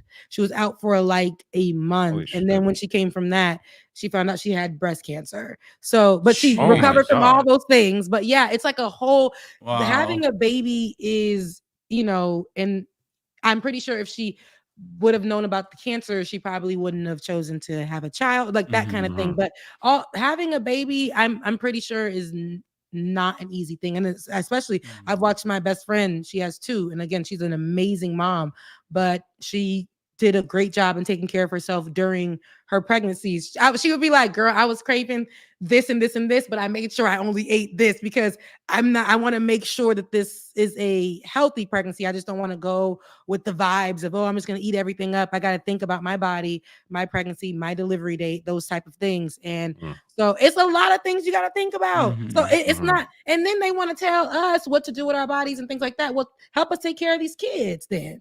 Like what laws do we have in place to do that? No, y'all want us to have these children, and then now these kids are in these, people can't take care of them. Now these kids are in foster homes or whatever for people who can't take care of kids or whatever the case may be. But like having a child is a big responsibility, and so huge. Even if I wanted to have kids, I would be too afraid that I would like all of my mental health issues would like be picked up by the kid. At the most that I would do if I had the means to and the space to is I would be like a foster parent to like a teenager who had trouble like finding a permanent home. That would be something I would do, but I don't have like the ability to do that. That's probably much harder though. Like a kid that old or has already built like a lot of built-in problems.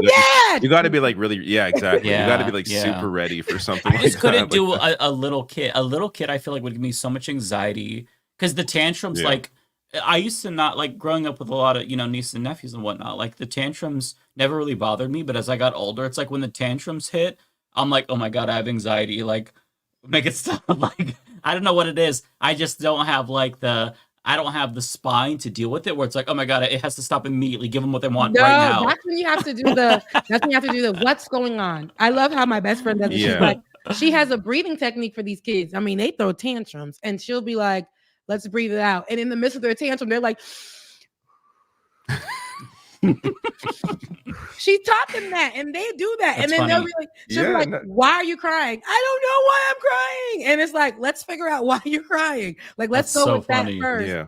I'm not saying It's that actually yeah, go ahead. for me. It's actually that stuff hasn't been as tough as I thought it was going to be. Like for me, the toughest part is when he gets sick. Like it is just excruciating. Like you feel their pain. Like you can't, especially when they can't talk yet and you don't know why they're sick. That honestly, I can't think of anything worse. Like that's been easily the worst. Like the worst months of my life. I think it was like 2 years ago. I think when he first got sick, and it was like all summer he was sick. I missed like a week. I couldn't do videos for like a week because I was sick. It was just we didn't know why he was sick. It was just all the fucking time like sick for like 2 months. It was so depressing, And so you can't do excruciating. anything for the baby. Yeah, like- and on top of that, the area where we are, that like yes, we have healthcare, but there are problems in our system, and my area is not well funded. So we would end up in the hospital like again, it's free, sure, but we have to wait for healthcare in the hospital room. And it was a pain in the ass like that whole time. But in terms of like yeah, freaking out, sure he has those moments, but if you like sit and like you get to their level and you just like you talk to them slowly and you just ask them what's like you at least with my child you can reason with him and you could like really like get to the heart of You have a good whatever's kid. bothering him. Everybody You're a good parent. Yeah, You're a good parent. But that's like it surprised me that that part isn't as tough as people make it out to me. Again, I'm sure Everybody's kid is different. everyone's kids are different, obviously. So I'm not going to say like, Everybody's kids are oh, I different. figured it out. All you suck. Like I'm not saying that. But for Yeah. me, that part's been easier. Yeah, because I've seen where some kids are really good, but when they do break down, it's intense. I've seen kids that are not emotionally loud, but yet they don't play. These kids will fight you back. Okay. So it's just, I guess, depending on how you talk to your kid or even the kid themselves. All these kids have their personalities. And my mom always says it. She says each kid, she always says, shouts out to my siblings, but she always says, you are my kid that never gave an issue. Like I could take you along with me somewhere. She said, the only thing with you is that you cried all the time. Like if somebody would hurt your feelings and you just would cry about it. And I'm like, girl, get a grip. Like my mom would be like that, but she's like, well, you're the kid that would do, what was said. And when you go to school, I never had an issue with you. You would, you always did that. But she's like, I know my other kids. This other kid I have, your sister, I got to talk to her like, hey, chest to chest with that one. And that's how we communicate. So it's like, I guess, every kid has their different personality. And I guess, David, that your kid in different environments will, behave a certain type of way. I also know why he like the only time he really ever has a freak out is in the morning when we're trying to get him ready to go to preschool. And like it's usually if he didn't sleep properly that night, he didn't go to bed early That's enough, he didn't fall relatable. asleep early enough, if he was on his tablet for too long, like that, all that stuff will, or if he had sugar or something, all that stuff could trigger him. So it's like it's from, and like to be fair, of course, there are times where I get like frustrated. I'm like, it not really in front of him, but I'm just like, shut up already. Like we got to go. Like shut up. But you have to remind yourself, like he's this way probably because he didn't sleep well or because he had maybe too much sugar or something. So you just have to kind of remind yourself of what's going on there, and then just slowly reason with him. And sometimes it's as easy as like he wants to lay down for 5 minutes, and it's like, okay, I'm gonna put the timer on for 5 minutes. When it rings, we're gonna get dressed and gonna go. And then he usually is like okay with that. Like he hears the buzzer, he gets to turn it off, and then he gets his clothes on. Then it's then he's calmed down. He's good. I love that. That's a good process. And like my best friend tells me that too. She's like, sometimes she'll say, "Do you want to lay down? Was that what you need?" Sometimes the kid's like, "Yeah, I just need to just lay down. I'm an adult, and sometimes I need to just lay down." So understanding that understanding your child in that way, and I think that is the difference. I think with millennial parents, we kind of want to understand, and It's not, oh, get up. It don't matter. You a 2-year-old, you going to preschool. It is like, no. We're trying not to pass down the trauma that our parents used gave to try us. that. Yeah, we gotta. Sometimes you want it tries to trigger you, like, well, my daddy did. No, I'm not doing that. Hey, what do you need a second this morning? Okay, fine, cool. We'll give you a second. We're gonna go to school, but if you need a second, we can. Like, that's all they need. Sometimes they gotta process too. They got to process too. So, I think I'm gonna be a great mom. See, look, David, you're giving me tips and tricks. I think I'm gonna be a great parent. The timer is a good trick. I'm telling you, just like, set, like, especially going to sleep or something. It's like, all right, you want your tablet? All right, 5 minutes. When this goes off, I take it back, and he's usually good with it. It's like, all right, everybody gets. That's actually pretty genius, because then you give him the power to stop the timer. So exactly. He's the one. He has that's that power. Brilliant. And then you drive to the preschool and you get to the curb and you're like, here, take them. And no, I'm just kidding. No, I'm kidding. Get them out of here. No, I'm kidding. Well, I'm actually, there's only one time where we got to the preschool and he's like, no, I'm not going in. Like that happened one time. I had to call my mom. He had to talk to my mom on the phone, like a video chat. And then she was able to calm him down. And then he would go in. But I've seen, like, there are other kids where we get there and they're like screaming and they're like, I'm not going to school. Like the mom has to like sit there for like 10 minutes reasoning with them. It's like that luckily hasn't happened to me. Like I had that one time, that was it. Some kids are just really good. I think that being an amazing parent really helps with that. But some kids are just like mild mannered. Like I feel like I was always much more mild mannered. Like, and my mom reaffirms that my memory is correct. Like, yeah, I didn't really throw a lot of tantrums. Some kids just kind of like are more laid back. Although I got all the anxiety from my parents like later on in life. But as a kid, I was very chill. Yeah, I think that too. I the older I get, I realize, dang, because I have anxiety. My best friend doesn't like when I say I have anxiety, but I deal with anxiety. But and going to therapy and having like a psychiatrist, being able to talk to them and flesh it out. I just remember my parents. I'm like, dang, having kids, coming from somewhere else, leaving your homeland and coming here and having a whole bunch of kids. I remember my dad would just walk away from us. We're all doing all kinds of things. And that man would just go sit somewhere in silence. He'll hit a cigarette and just have to take a moment. That's how he recharges. Yeah. And then he comes back and all my dad has to do is a look and everybody's like, my mom was more of the person that, would yell and stuff. But my dad, sometimes he would just be like, like, let me go sit outside for like a good 15-20 minutes, talk to myself, hit the cigarette, and then I feel that. Yeah. All right, we should get to super chats then. It is we actually got to super chats later than we normally do, even though we don't have Binder here. Yeah, look at wild. Because I had to give y'all an extra 9 minutes. So that was a good chat though. A good kid chat. Yeah. Since I don't have, y'all know I still haven't gotten my super chats back. I'm working on that. They're telling me by October. Jesus Christ, they're so ridiculous. They're so terrible. It's so terrible. But we're staying on the brighter side of things. So I just say, I'll keep continuing my content and working on that. But I dropped my first episode of my solo show, Shades of Good News. I dropped that yesterday. So if you guys haven't seen it, or you can head over to my page. Look, I'm all nervous about it. You can head over to my page. Awesome. It's called Shades of Good News.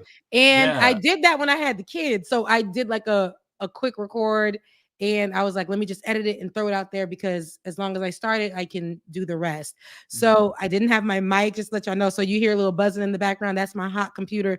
It's a 2015 MacBook. So you hear it in the background going, it gets a little higher, like, because it's hot. It's working 6 jobs. But the great part is I got through and I did it. And so if you guys haven't caught it yet, it's called Shades of Good News. It's on my page. I'm super excited, and it's gonna be a weekly show with positive news surrounding Black people every Wednesday. And it's not going to be long. I don't like to be before y'all long. So it'll be like 15 to 30 minutes each time. So that's up there. I love that. And it's good news too. Like that's so necessary. It's good news. Yeah. I want to do, because I need it for myself. And it's just good to like cover good stories, especially Yeah. when it's about us, because when it's Black people, our stories are usually super limited in how we're perceived in media. So I know that there are a lot of good things that I always run across it when I'm reading the news, but it doesn't go viral. It'd be like great stories that don't make it viral for these Black people. So, and it's all, I want to do it from all over the world. So that is where I'm at right now, and I'm super excited about it. I kind of dropped it yesterday in just like, hey y'all, it's gonna drop, and then I never looked at it. Like I never looked at it. I dropped it and said, see ya. And then, but then today, Olay was like, girl, why you ain't tell me you dropped this? I didn't put it anywhere. I just left it on the YouTube space. I wanted it to have an organic feel. It's doing pretty well. So for me, it's doing pretty well for my first episode. And it's not a lot of people, but it's enough for me. Even if it was one person that viewed it, that would have been just enough for me. It was just the fact that I did it. I know that my anxiety was very debilitating, and it almost made me feel like, girl, just do it. And then it'd be like, you can't do it. And then it's like, girl, no, you know how to do it. And it's just like, not to focus on the negatives in my life, but to focus on just doing this. And it was actually really freeing when you finally do it. And then it's kind of like, I've been doing this stuff, but because it's my own, it's like I felt like this is just, and then I finally did it, and I was like, girl, you just do it, you get the ball rolling, and then the next one, do the next one, and then it becomes like a regular thing, and there you go. Yep. And so Awesome. I did it. And so I love that. I don't have, like I said, super chats. A lot of people have been asking about that. No super chats, but I am, if you want to give, it's on Becca's Voice on Cash App and on PayPal, RebeccaAzor@gmail.com. Same thing for Zelle. So that, and I'm still working on Patreon. They were like, girl, you just a member on there. You don't have a real page. Okay. So I will work on that. Thank you so much. Thank you so much. But somebody did give Cash App, and I wanted to, David, thank you so much, David Mendoza and Christopher Stewart. And I'm so sorry if I'm putting your government name out there, but that's what's on here. But I love you guys. They all said, love you, mean it. And I love you guys, mean it. Thank you for your support.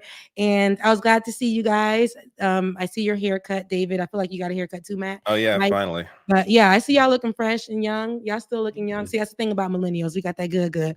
All right, y'all. I'm out. I will see you guys next Thursday. Love you guys. Mean it. Take Bye. care, Rebecca. Thank you.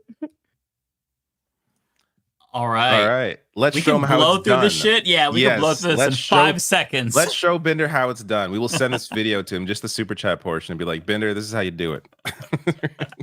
All right. Then again, are some of these to Binder? I don't know. I guess we're gonna find out. Yeah, that's true. Donald James, member for 30 months. Oh my goodness, Donald. Thank you so much for the support. Says, if we believe in justice and guaranteed housing, then we need to promote the new economic bill of rights. That is also what our guests are promoting. Abso-friggin-lutely. Check out their amazing comic. Love that. What's the Common Dreams? Thank you, Donald. Oh, is that to you as well? No, this one must be to Matt. I think it's exact. It's the. Oh no, sorry, I just went back to. No, is it the? It's exact same thing. Oh, okay. So, thank you, Donald, again for whoever it's for. Zeitwise with $5.99. Thank you, Zeitwise. Most ludicrous thing I read this week: the U.S. ambassador to Japan is boycotting a memorial for the bombing of Nagasaki because Israel was not invited. Yes, it's ridiculous until you realize who the U.S. ambassador to Japan is. It's Rahm Emanuel. So anything about him does not surprise me. So yeah. Oh my god, why? Guy's a dipshit. That guy needs to be fucking just flushed out of American politics. He please. won't fucking go away. Go Go in the corporate sector. Like, go make money. Clearly, that's all you care about. Like, why the fuck are you here? I know. Wanda with $1.99. Bender bucks for Mike. Hell yeah! Thank you, Wanda. Wanda M. $1.99 Bender bucks for David. Thank you, Wanda. Suck that's it, Matt. Yeah. No, we love Matt. I'm just kidding. Pinkerbell, thank you. Must be for Matt. Dylan, thank you. Asa Rosa with $2. Thank you so much. This is for Professor K. Your opinion on Carter. Well, he's not here, but he did say that Carter, he kind of helped to usher in this neoliberal era. So I think his opinion would probably be a little bit more nuanced, not necessarily negative per se, but he would have a lot to say about him. So I won't speak for him though. Tigwick with $10 Canadian. Thank you. Love seeing Harvey and the Letterhack on the show. David, please split this with Mike. Okay, David, split this with me. Well, here we go. Tigwig, $10. Love seeing Harvey and Letterhack on the show, Mike. Please split this with David. I like what you did there, Tigwig. That's funny. Not for me. This is for me. Jeremy, thank you so much for the Canadian $5. Wall should lean into the Tampon Tim nickname since he was inserted into the race to help stop the red wave. Oh my God. I don't think he wants to get that specific. Yeah, that's something that the creepers use. Yeah, that's such a weird, bizarre, moniker to give him. Whatever. Yeah, they're desperate. Moosey Cat Fluffs with $10. Thank you, Moosey. Very generous. Yes, again, LOL. But check out pro-labor Dan Osborne, independent for Senate from Nebraska. He led the Kellogg strike in 2021. There is no Dem candidate, and he's polling even with the MAGA Republican incumbent. Excuse me. Oh, yeah. I remember it was either you or somebody else mentioned him. But yeah, really interesting there. The fact that there's no Democrat and it's just an independent. And he's also very, he has a pro-labor history. That's really interesting. I will have to look into him more, though. Thank you, Kenzie. Appreciate you. Asarosa with $2. Thank you. Idea left tube watch party of the election. Oh, we're gonna do a big Leftist Mafia stream, I'm sure. Oh yeah, and actually next week, I think Benner said he's missing it again, but we're gonna be on during the speech at the DNC, like Kamala Harris' speech. Oh, right. So there's gonna be I guess a speech before. I'm not sure who. It's probably Obama or somebody opening for her, and then it's gonna be her speech. So yeah, we'll catch her speech for sure. So. That'll be nice. Autistic Goblin with $20. Thank you. That's very generous. Y'all are warming my cold, dead hippie heart. This is such a wholesome community, and I'm here for it. TLH, you have such a good heart. The Letterhack, you have such a good heart. Well, I'm glad that we're warming your heart. Listen, a couple of months ago, you all were saying I was very doomer, and you're correct. I was very doomer. But look, things have changed, and sometimes we can uplift you, right? We'll bring you down, crush your spirits, but we'll also, we'll give you them highs too sometimes. So we are a product of our environments, right? Like things get better, right? Then we're gonna be happier. Right? How it is. You can't control it. No.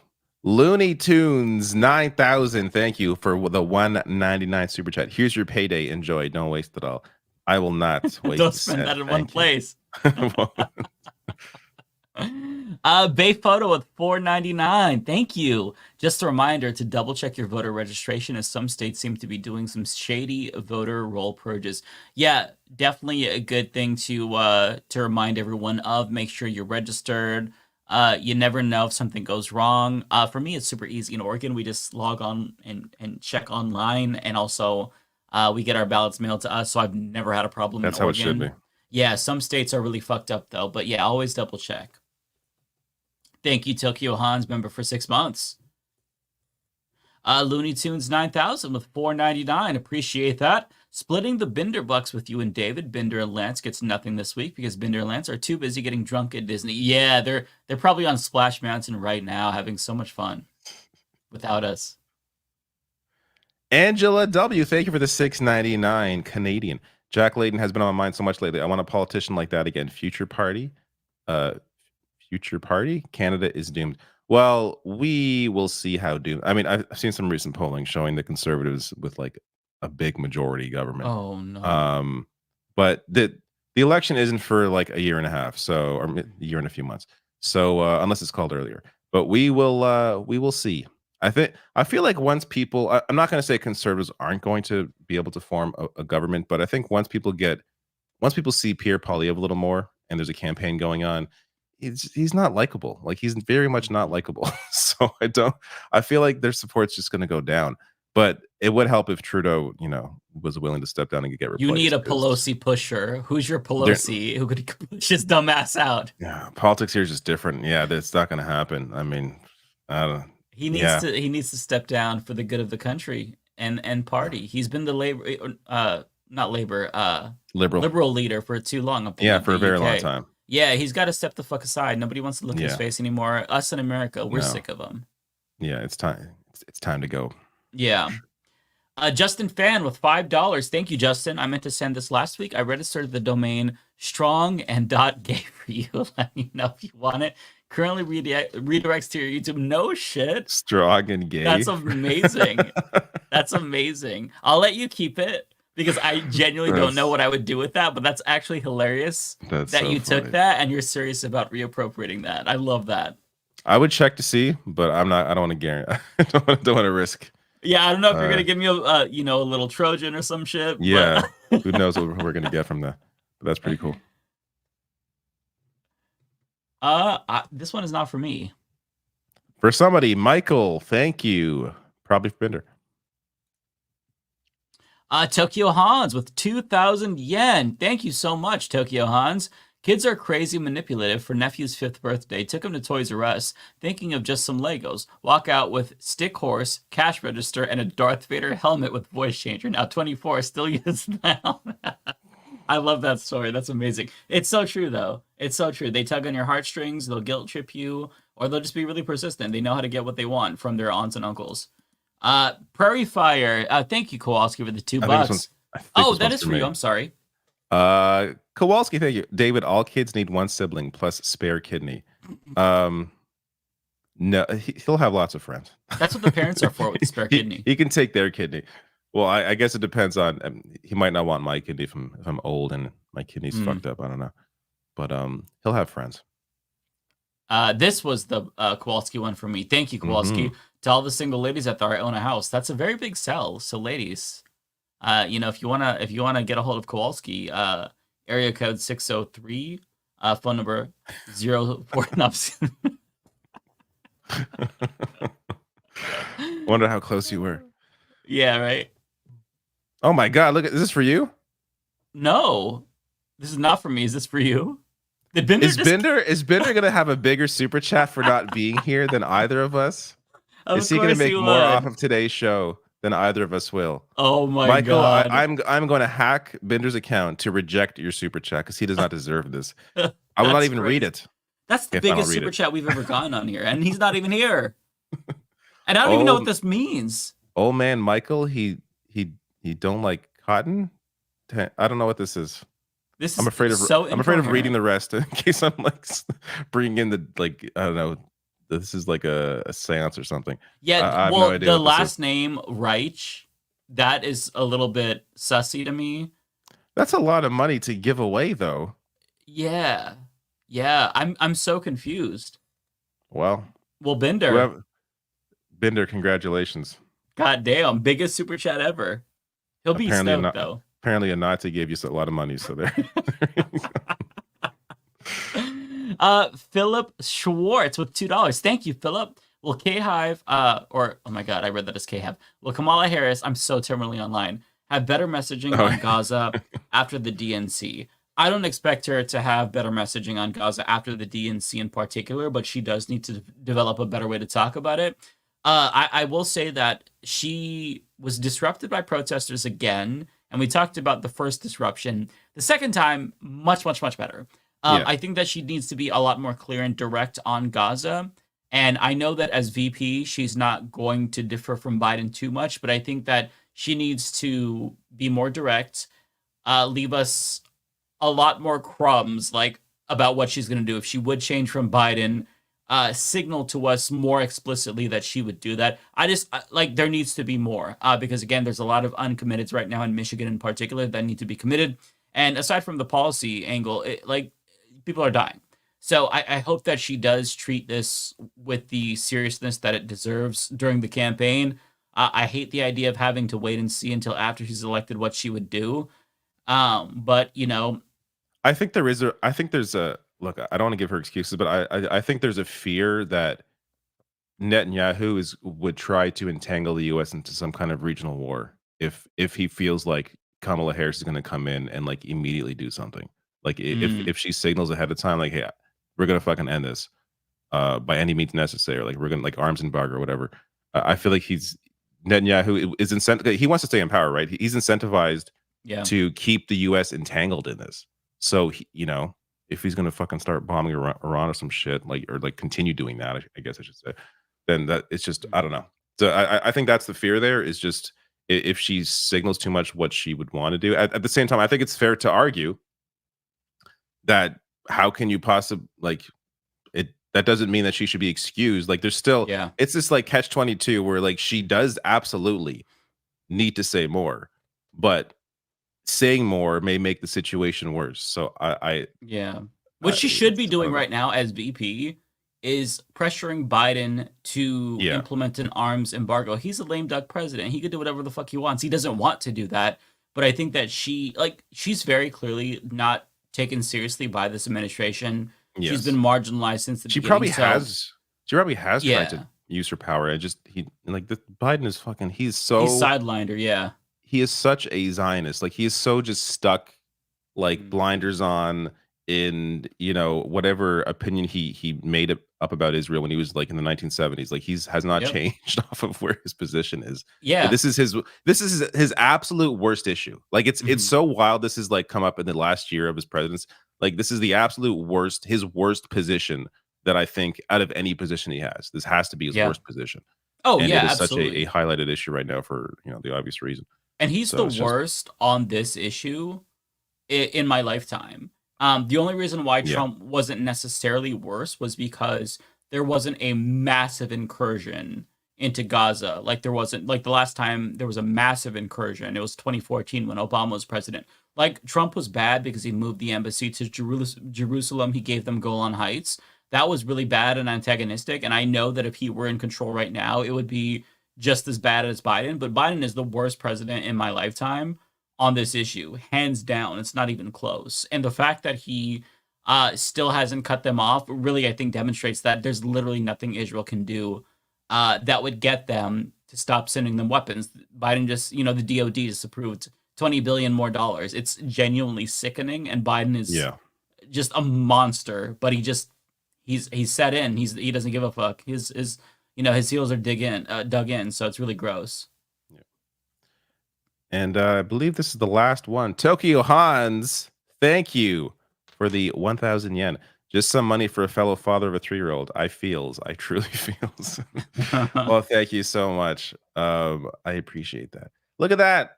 Oh my God. Before 11 o'clock Eastern time. What the hell? We have completed this podcast. This is a record. We should get an award. It can be done. It can be done. And so now you all know when you talk about how late Bender and I go, you know who's the problem, okay? Because it'll be great rhythm, going fast, and then somebody will be like, oh, hey, Matt, let me ask you about wrestling. And I'm like, oh, I was just, that's an extra 20 minutes. Going to say that. Remember when Macho Man Randy Savage wore those pants, those green pants? Oh my God, I remember that. It's 20 and then Matt goes through the specific history. He recalls every detail, the audience members, his encyclopedia brain is activated, and then he'll bring up new scenarios that weren't even brought up in the question. And we love Matt, but when we want to get out, we want to get out. He's made to take calls. That's his show, right? It's half of that is just taking calls and talking to people. He loves doing that. And his stamina is just so much greater than mine. I don't know how he does that with more children than I have. Listen, in the same time zone that I'm in. Insane. Yeah, that's what I don't get. It's not even that late for me, but after a certain point, my brain shuts down and I become Joe Biden. I cannot think. I just need to veg out and play video games or watch TV. I can't keep talking because I just I don't know what's even happening, what words are coming out of my mouth. So we ended so early here that I may even have time to play a half an hour of Metroid Prime Remastered, which I'm playing right now. It's really good. Oh hell yeah, yeah! I might have time to play it as well. What the fuck? This is crazy. Look at that. We got time to play games. This is amazing. We can do something fun. Wow. Fantastic. Well, thank you everyone watching for watching and enjoying the show and supporting us as well. Hit that subscribe button wherever you're watching us, and and hit the bell notification icon as well. Yeah. Be notified. All that fun All stuff. Right. See you, everybody. Take care, everyone. See you, Mike. See ya.